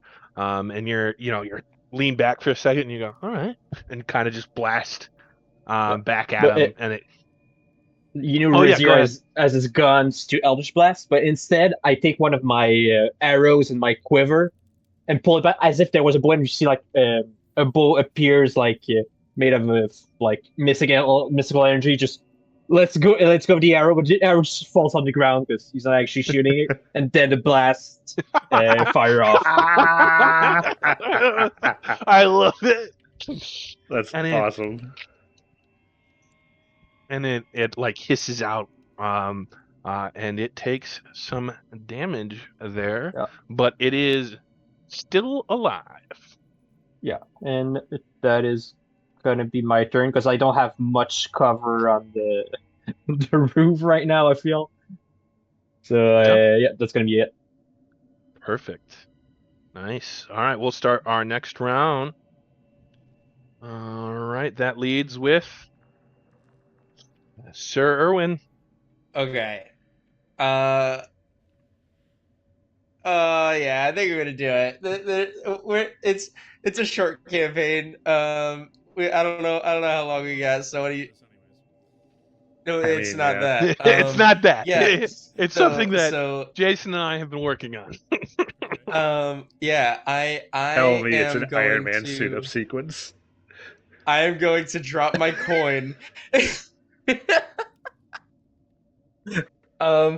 But from the coin, it like unfurls itself, and this coin is like it's super small. It's like this maybe a little bit bigger than a quarter. And it unfurls itself into uh the closest thing that I could describe it as without getting too into the nitty gritty is like a Big Daddy from BioShock. Uh, and it's just got this huge glass dome in the center. And it hooks me into this glass dome, shuts the door, and it Lockheed grabs onto the outside of the window Lockheed.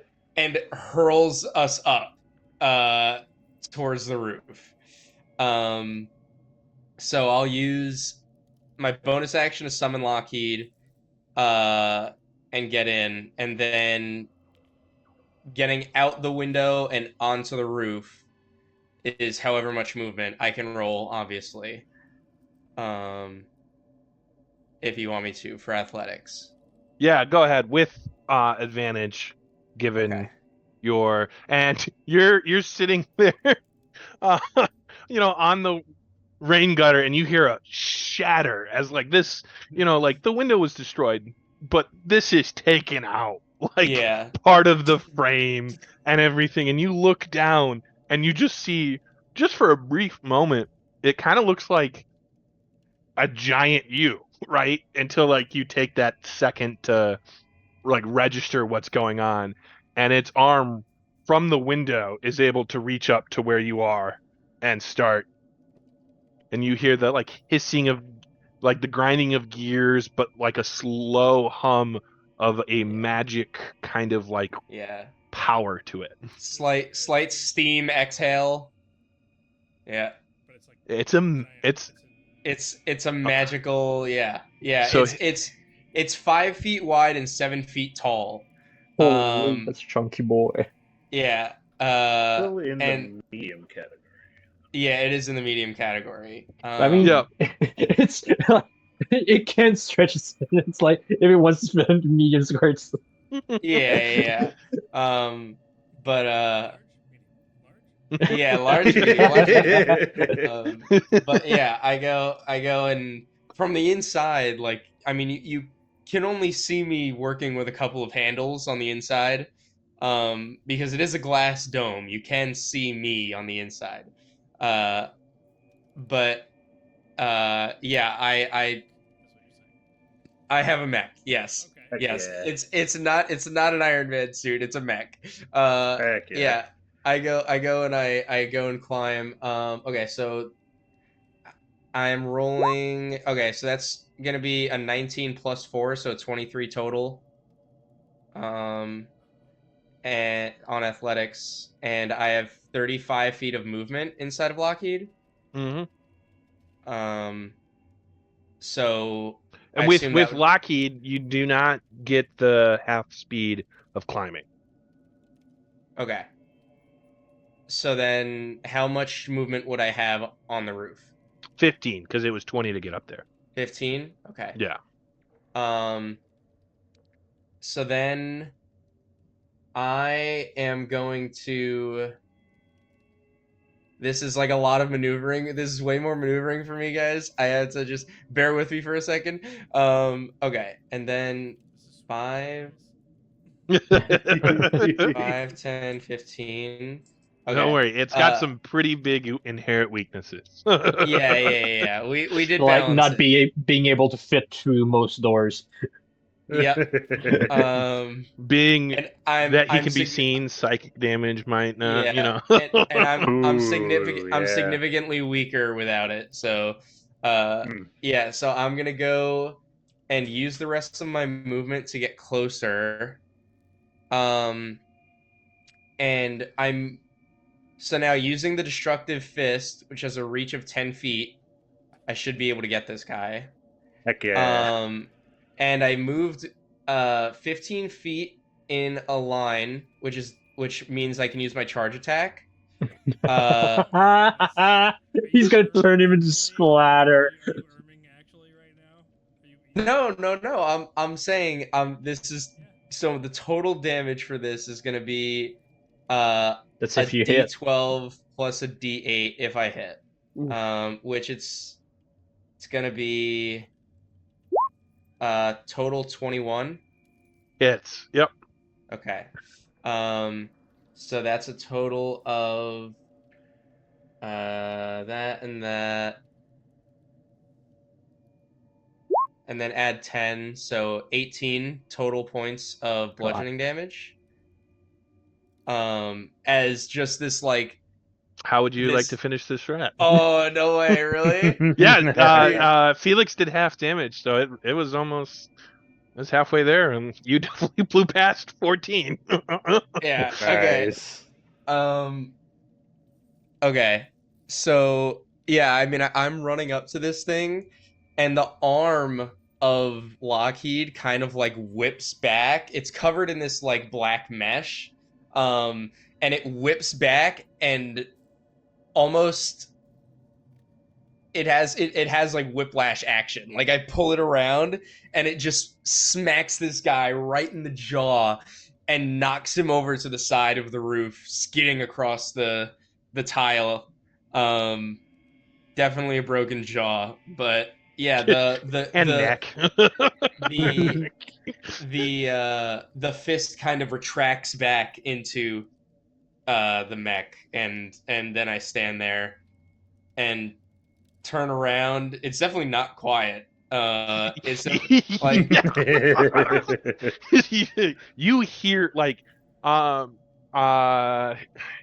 Yanrick, you maybe were because you were so focused in on the squire, you might have not seen the transformation, but you heard like you were in a factory. Like you're like, I don't know what a dwarven factory or a gnome factory is, but you think that's what it is. and I'll turn around to face them at the end of the roof, and Lockheed just kind of and makes this like steam milling, and just like a little megaphone from the bottom center, just is like, all right, it's dead. Perfect. I don't know if we're at Yeah.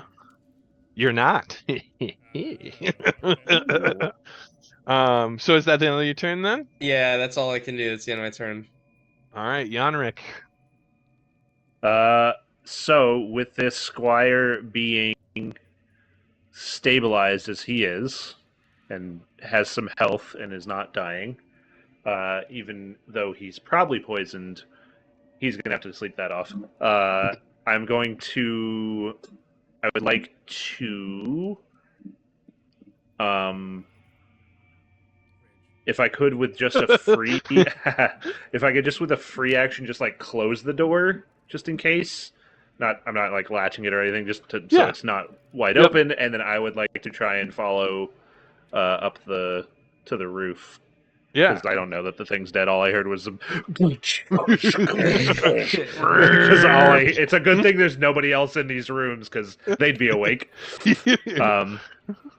Darn kids yeah, again, keeping me up. Yeah, probably. Get off my roof.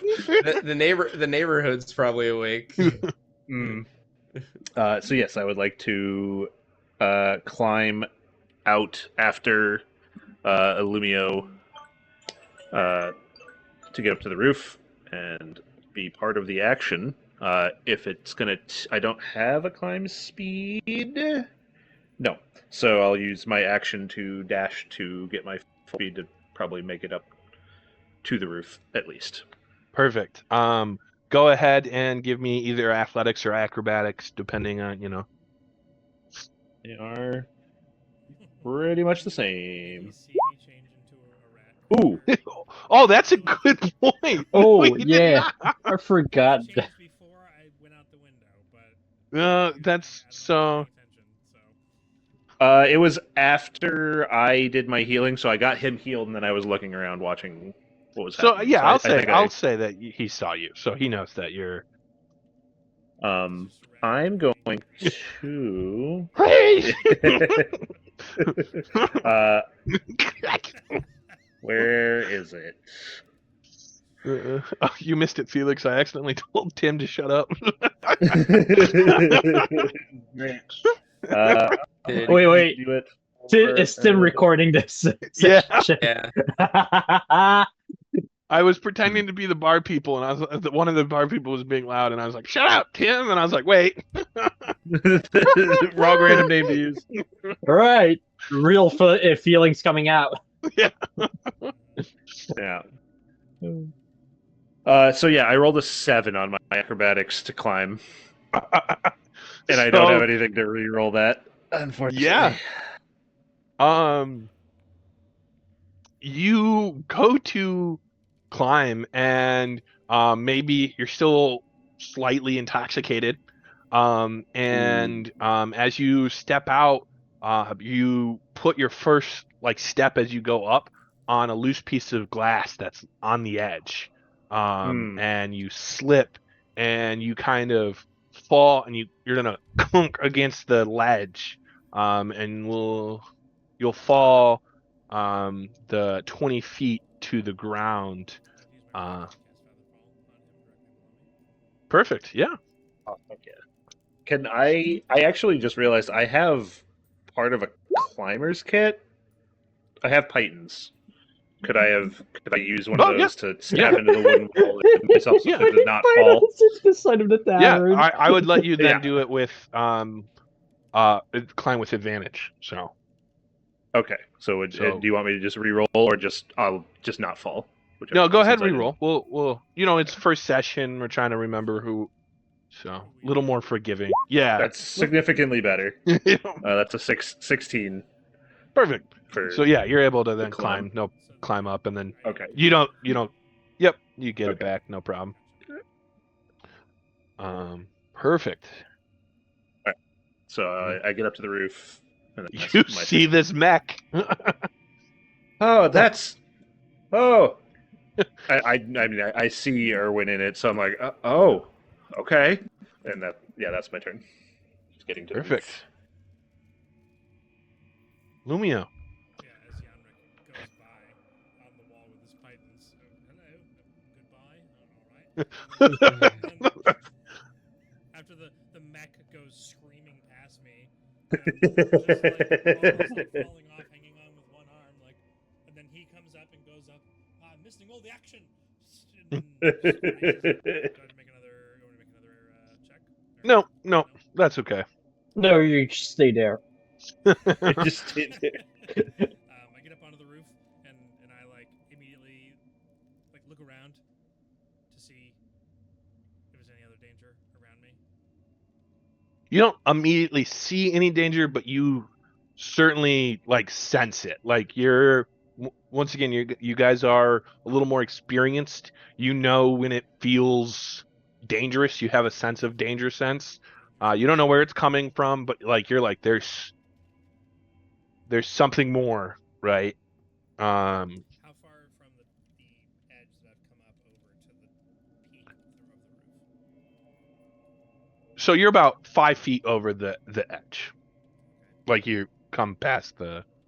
So, is it? I'm sorry. What? I guess. So I climb to the wall and I get to the roof or onto the roof.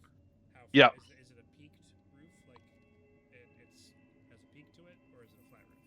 It's a flat roof. Oh, it's a flat roof. Oh, gotcha. Okay. Can I extrapolate from where the dead rat is, which direction it was heading when it got up to the top of the roof? Yeah, it was. There we go. It was running if you're coming up the south side here, it was running north. Gotcha. It was running straight across. Okay. I will use the rest of my movement to head in that direction, and on the way by, I take out my loot and with bonus action. Just play a little. We're running and we're going fast, and I will give bardic inspiration to Erwin. Perfect. Dude, Wait, I is there a thought it rat was playing the loot? Thunderstruck. I thought you were playing Thunderstruck. Go ahead. Yeah. Ah. since you're starting to move farther that way, go ahead and just for the sake of, we'll just Right. say north here. As you're running north, um, give me a perception check. Without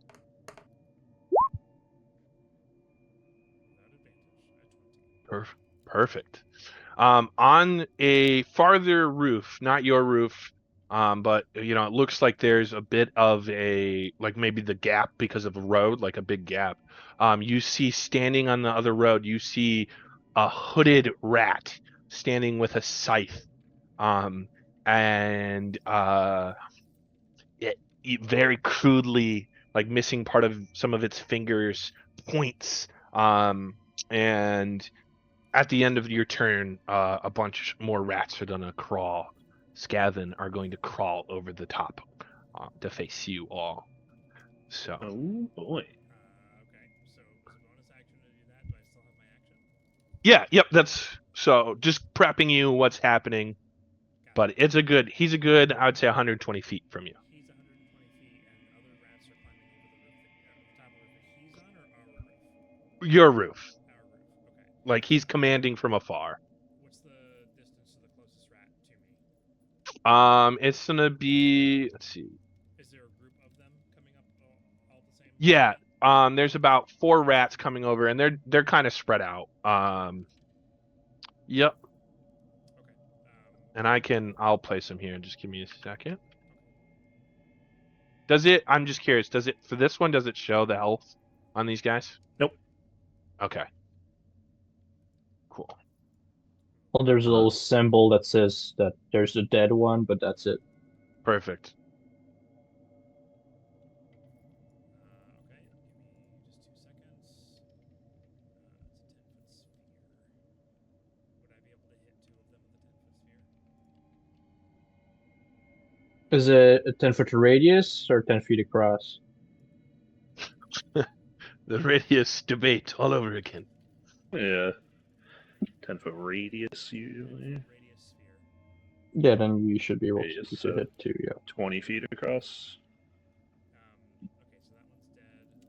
So the 2 that are on the right over there, I'm going to cast Shatter in between the 2 of them. Perfect. Nice. Is that a save on their end? And apparently I cast it at 2nd level. So that's what happened. That is a DC 14. Well, Shatter is a 2nd level spell. You know what? You are so right. It's a con 14. Okay. Good thing they have a +0 on con. Raw dice roll. One got an 8 and one got a 17. So Okay, so is it half damage? Half on a save, yeah. Okay, so the total damage was 15 thunder damage. okay, so that's gonna be. Come on, will you update? 0. Perfect. And then, well, you killed one. And then so that 15 you said, so 7. That would be Alright. half, yeah. Yeah. Where's the edge of the roof here? Should I move? Can I move back or? Yeah. Oh, yeah. Kane is on the edge of the roof here. Like, so the Just So. space we have, okay. I used. Oh, so then that means I would have been here when I cast it then. Which means I have. I'm just gonna stay where Well, I you- am. perfect. You had moved up to look, didn't you? I did. You're right. Yeah, you had moved up. Direction, so that I have no. I Yeah. I couldn't have even barely gotten just there. That's the end of my turn. Perfect. All right, so it's their turn. They're wearing no armor. They just seem to be more like grunt rats, or grunt scavin, and they have like a small dagger and a sling. And they're gonna take a shot. Let's roll Uh, 1 is Felix, 2 is Eric, 3 is Tim, and 4 is Jason. That's a 1. They're gonna shoot at Felix. The first one's gonna shoot Yeah. at Felix. Gonna die in session 1. That's a Go. 2. So rat 2, 4. They're gonna swing. This brave rat sees this mech standing there and it's gonna be like, ah! And like run up its little sling and shoot at Locklead. That's a 4 as well. The third rat, he got a 2. Who did I always say was 2? I don't remember. I think that was Eric. Was it me? I think so. Okay. Good Um, to me. Cool. Ooh, that might actually hit. Eric, what's your AC? My AC is 20.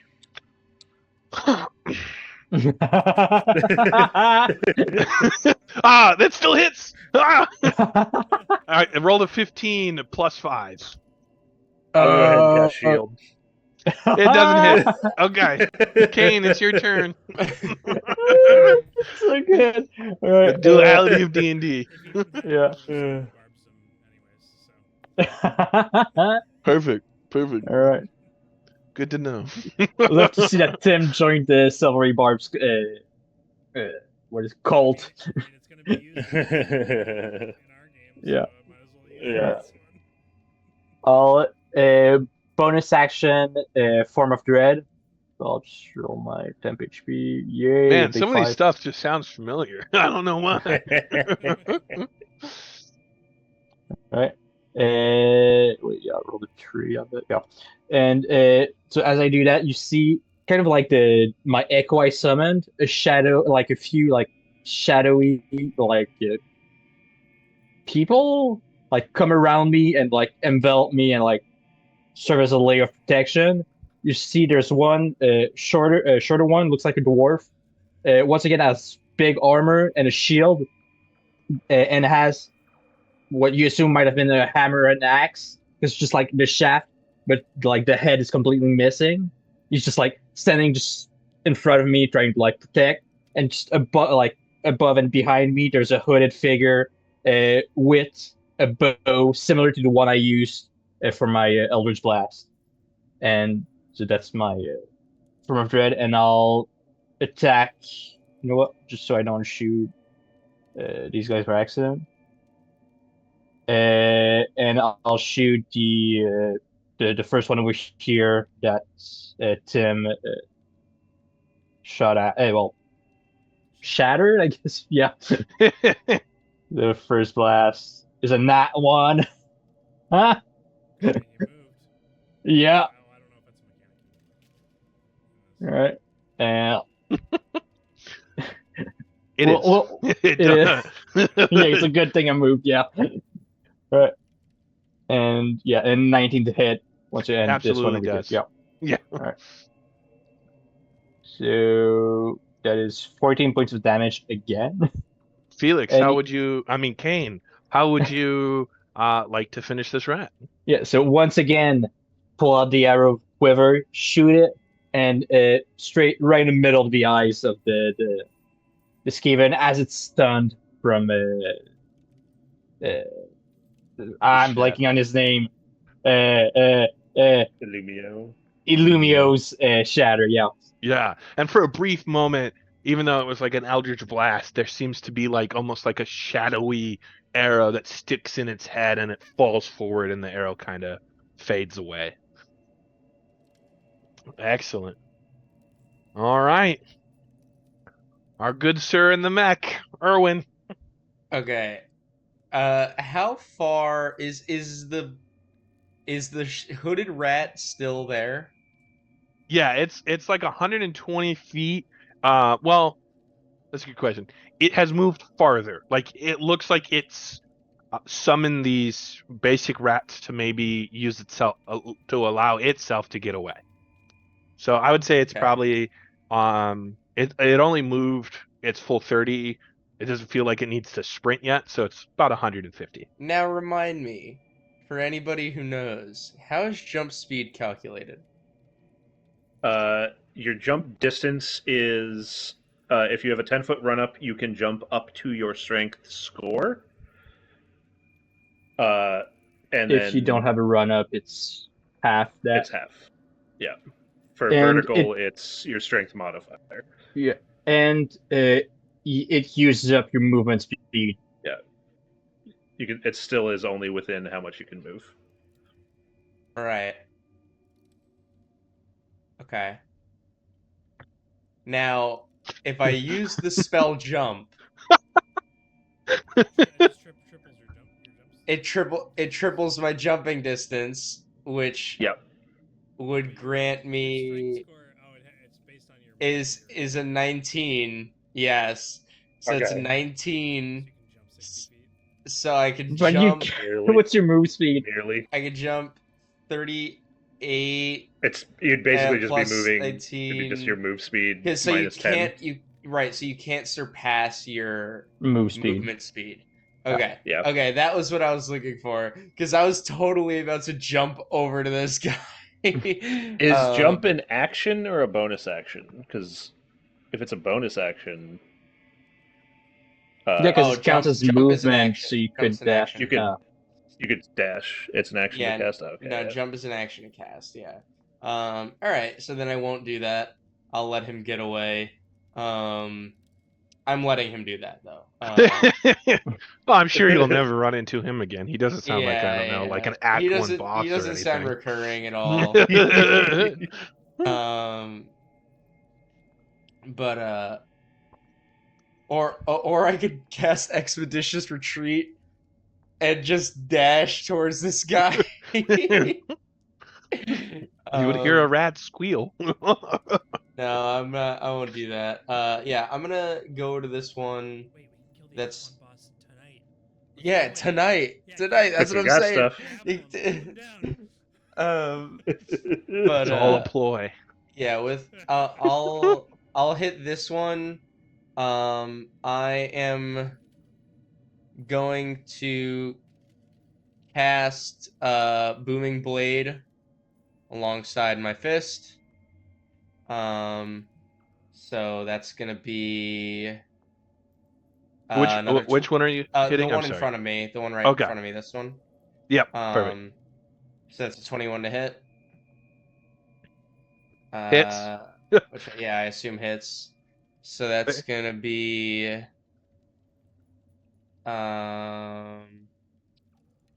20 points of bludgeoning damage.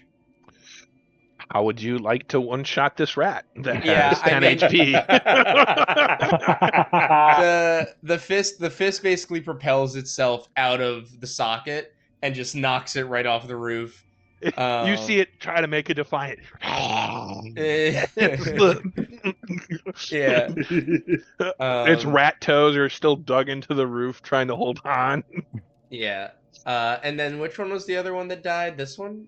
Yeah. Or Yep. this- Oh yeah, I Okay. can do a better job at. It was this one. The one just below the table. Okay. Yeah. So then I'll go here. Dead. And that's the end of my turn. Dead. Because I don't think I can do any bonus action. Oh, the red X is better. Yeah, you killed one with the shatter. Oh, I actually did kill one with Shatter. Oh. Yeah. Killed like the one, red. half the other. Oh, this one isn't dead. Finished off the weaker one Yeah, after. Kane finished off one. So there's just the one left. Yeah, I like the red X better. It's a little more telling. You know what? Because I'm curious. This guy's Is got that- all the markers. He's very much dead. with my bonus action, I'm gonna try and telekinetic shove this rat.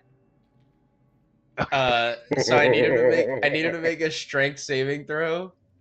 Have a -1? Shove him off the roof. Ah! All right, here we go. We'll do this. We'll do it as a boom. Let's do it. Can I do? There we go. I rolled in front of the. Can you see the roll? Yes, I can see Perfect. roll. Yeah.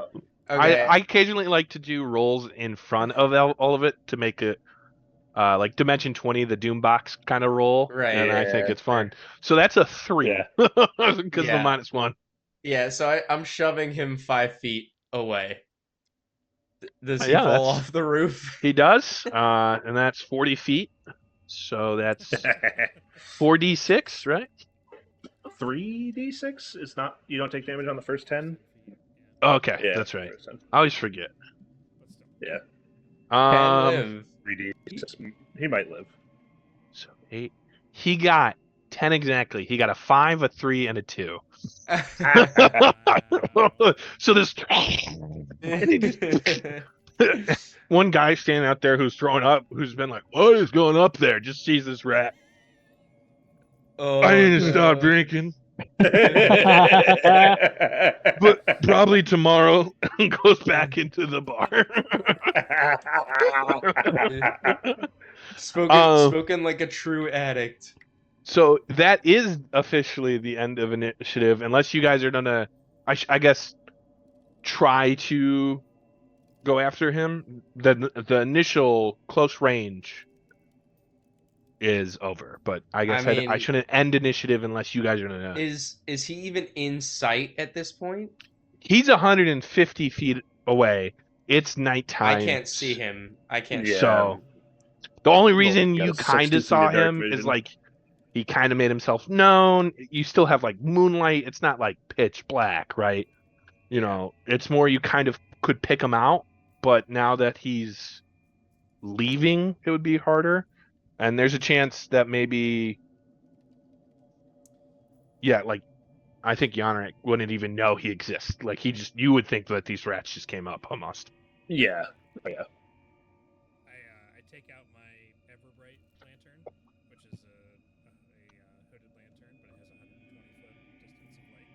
So it's like a light, and because I don't have dark vision, and I just like Man, shine B2 it might out, needs.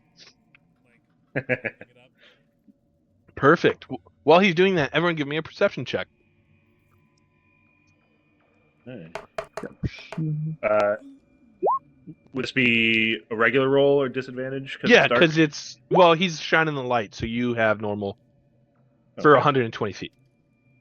Normal to me is advantage. Nice.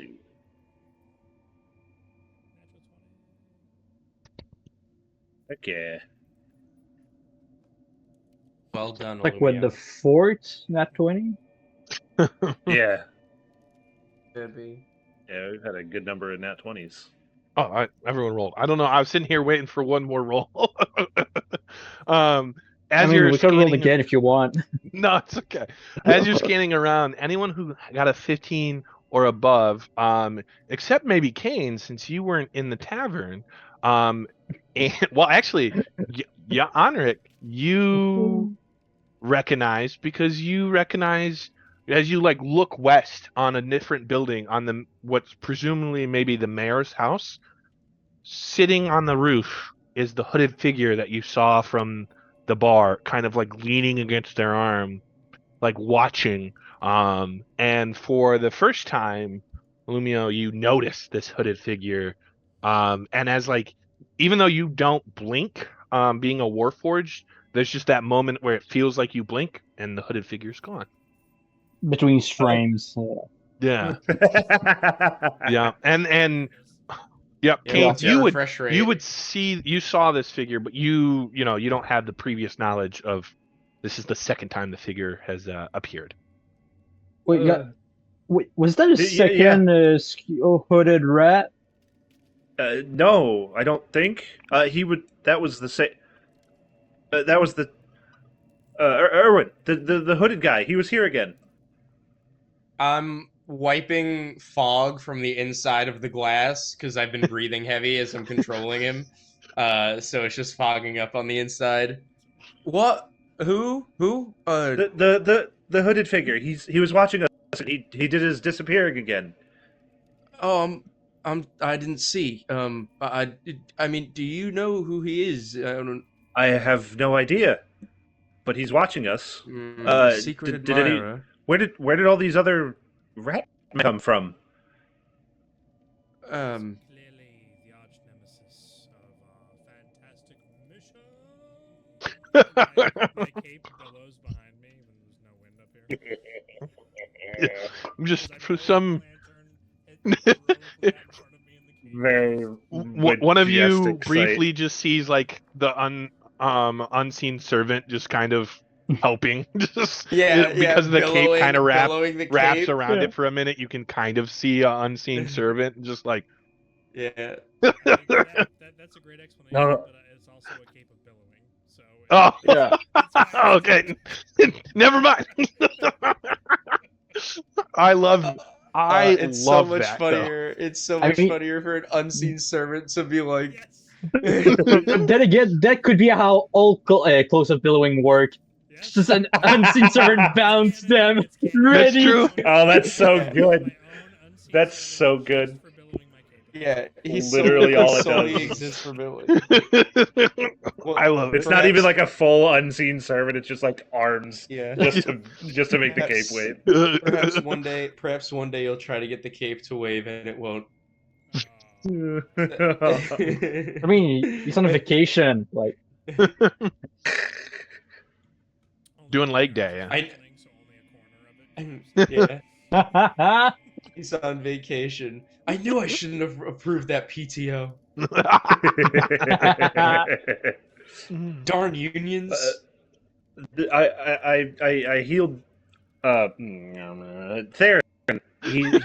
He'll survive. Did we see where these rat men came from? I hope that was in person. I healed. Theron.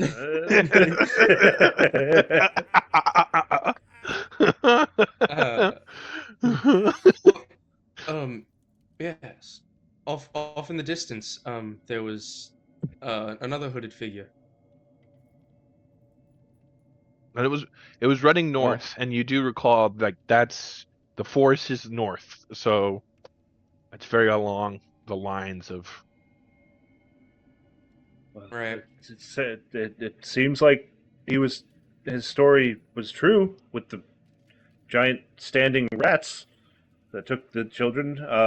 Do you think these ones came here to finish him off because he had seen them?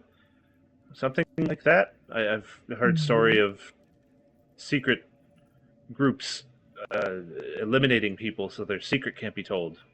wait, so does that mean we should tell the people in town about the rats, or keep it to ourselves to not make them targets?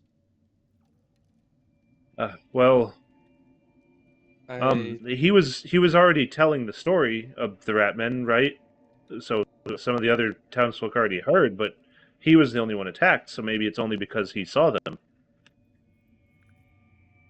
maybe, or perhaps that's why he was hiding away and was the only one in the inn. Maybe. Oh, The mayor did say that they weren't getting many travelers because of the disappearances. So that could just be coincidence, but maybe, but whatever it is, I think we're done for the night, and then we know I'll, what we're going after. I'll push open the glass dome door. It's kind of like a half dome, as it opens, and I hop out, and it closes on its own, and I just kind of put the goggles on that were wrapped around my neck. I put the goggles on and just open up a little control panel, fiddle with it for a second, then it slowly starts to retract into what it was. I would like to make one observation, and I think that everyone was fantastic at that. This is Are you still a rat? great story. He's still a rat. I don't have the lantern. I don't have the cape wasn't billowing though. I turned back into realized. um, What if you're just a rat but with the cape billowing? Even if you change form, you keep the cape. Or it was, yeah, you keep the cape, or it was just the unseen servant shaking like the rat tail.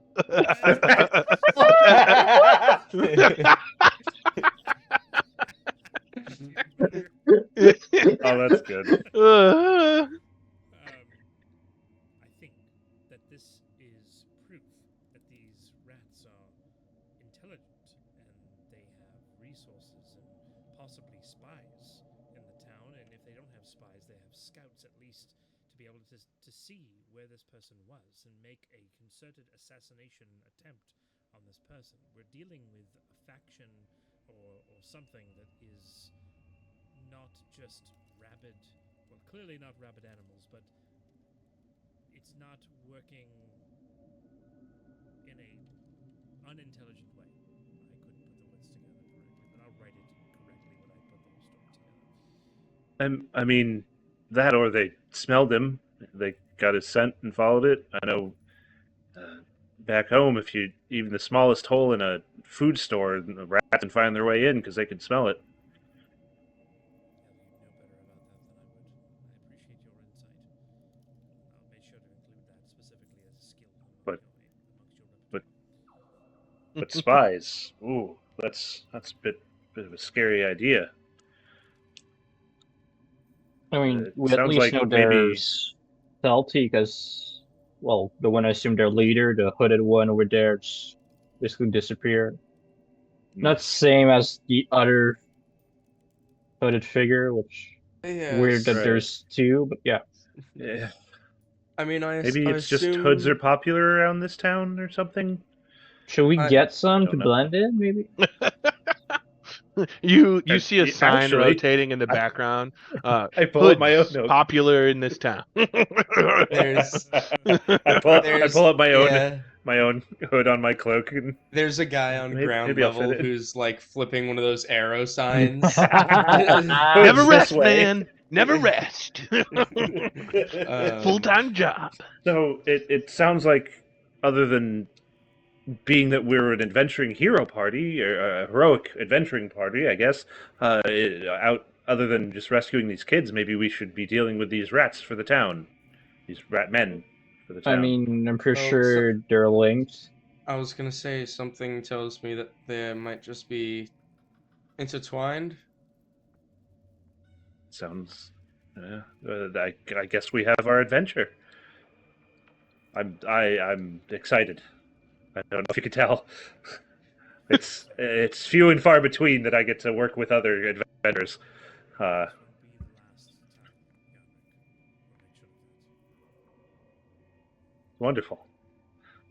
And let's go down and further interrogate this Theron, shall we? I I think- guess he should. I think he'll be able to wake up.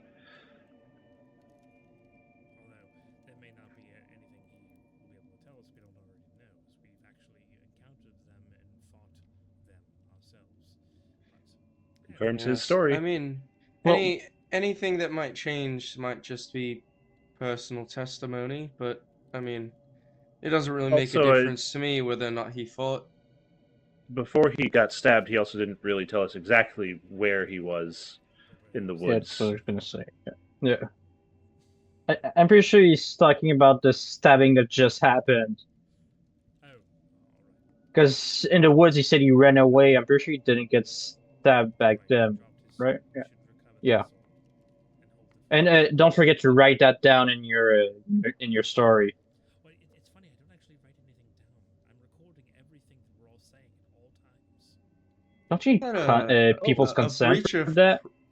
So you're an orator then, And excuse me, what did you call me? an orator, a teller of stories by word of And- mouth. and Sure. okay. That's I the don't- word for it. I don't know what I you're know, I looking know, at I me. don't, I don't. I was like, is he intentionally mispronouncing it? And then I was like, I actually don't know how to pronounce it, because I I'm would pretty say sure it, it's orator. I would say it as just like orator. Well, the root word is oral, so because that makes sense. Orator. It is. It's orator. Yeah, it's orator. Okay. I'm just anyway. picturing this happening though as your characters like, well, And hold the on. guy in the room below, Wait. the poison! Order? Orator? Orator. It's Ord, yeah. Don't worry, Theron. We're coming down to make sure that you're telling the truth. Yeah. After Why a did minute, that sound so menacing? after a minute, Lockheed is back down to coin size. A And I whole will pick him minute? up. Yeah. I mean, that's how long it takes to doff armor. The inflation is quicker than the deflating. Well, I mean, yeah, but just armorers can don and doff armor as an action if it's their arcane armor. Yeah. It's not quite working that way. Yeah, I figured. He's slightly a different class. Yeah,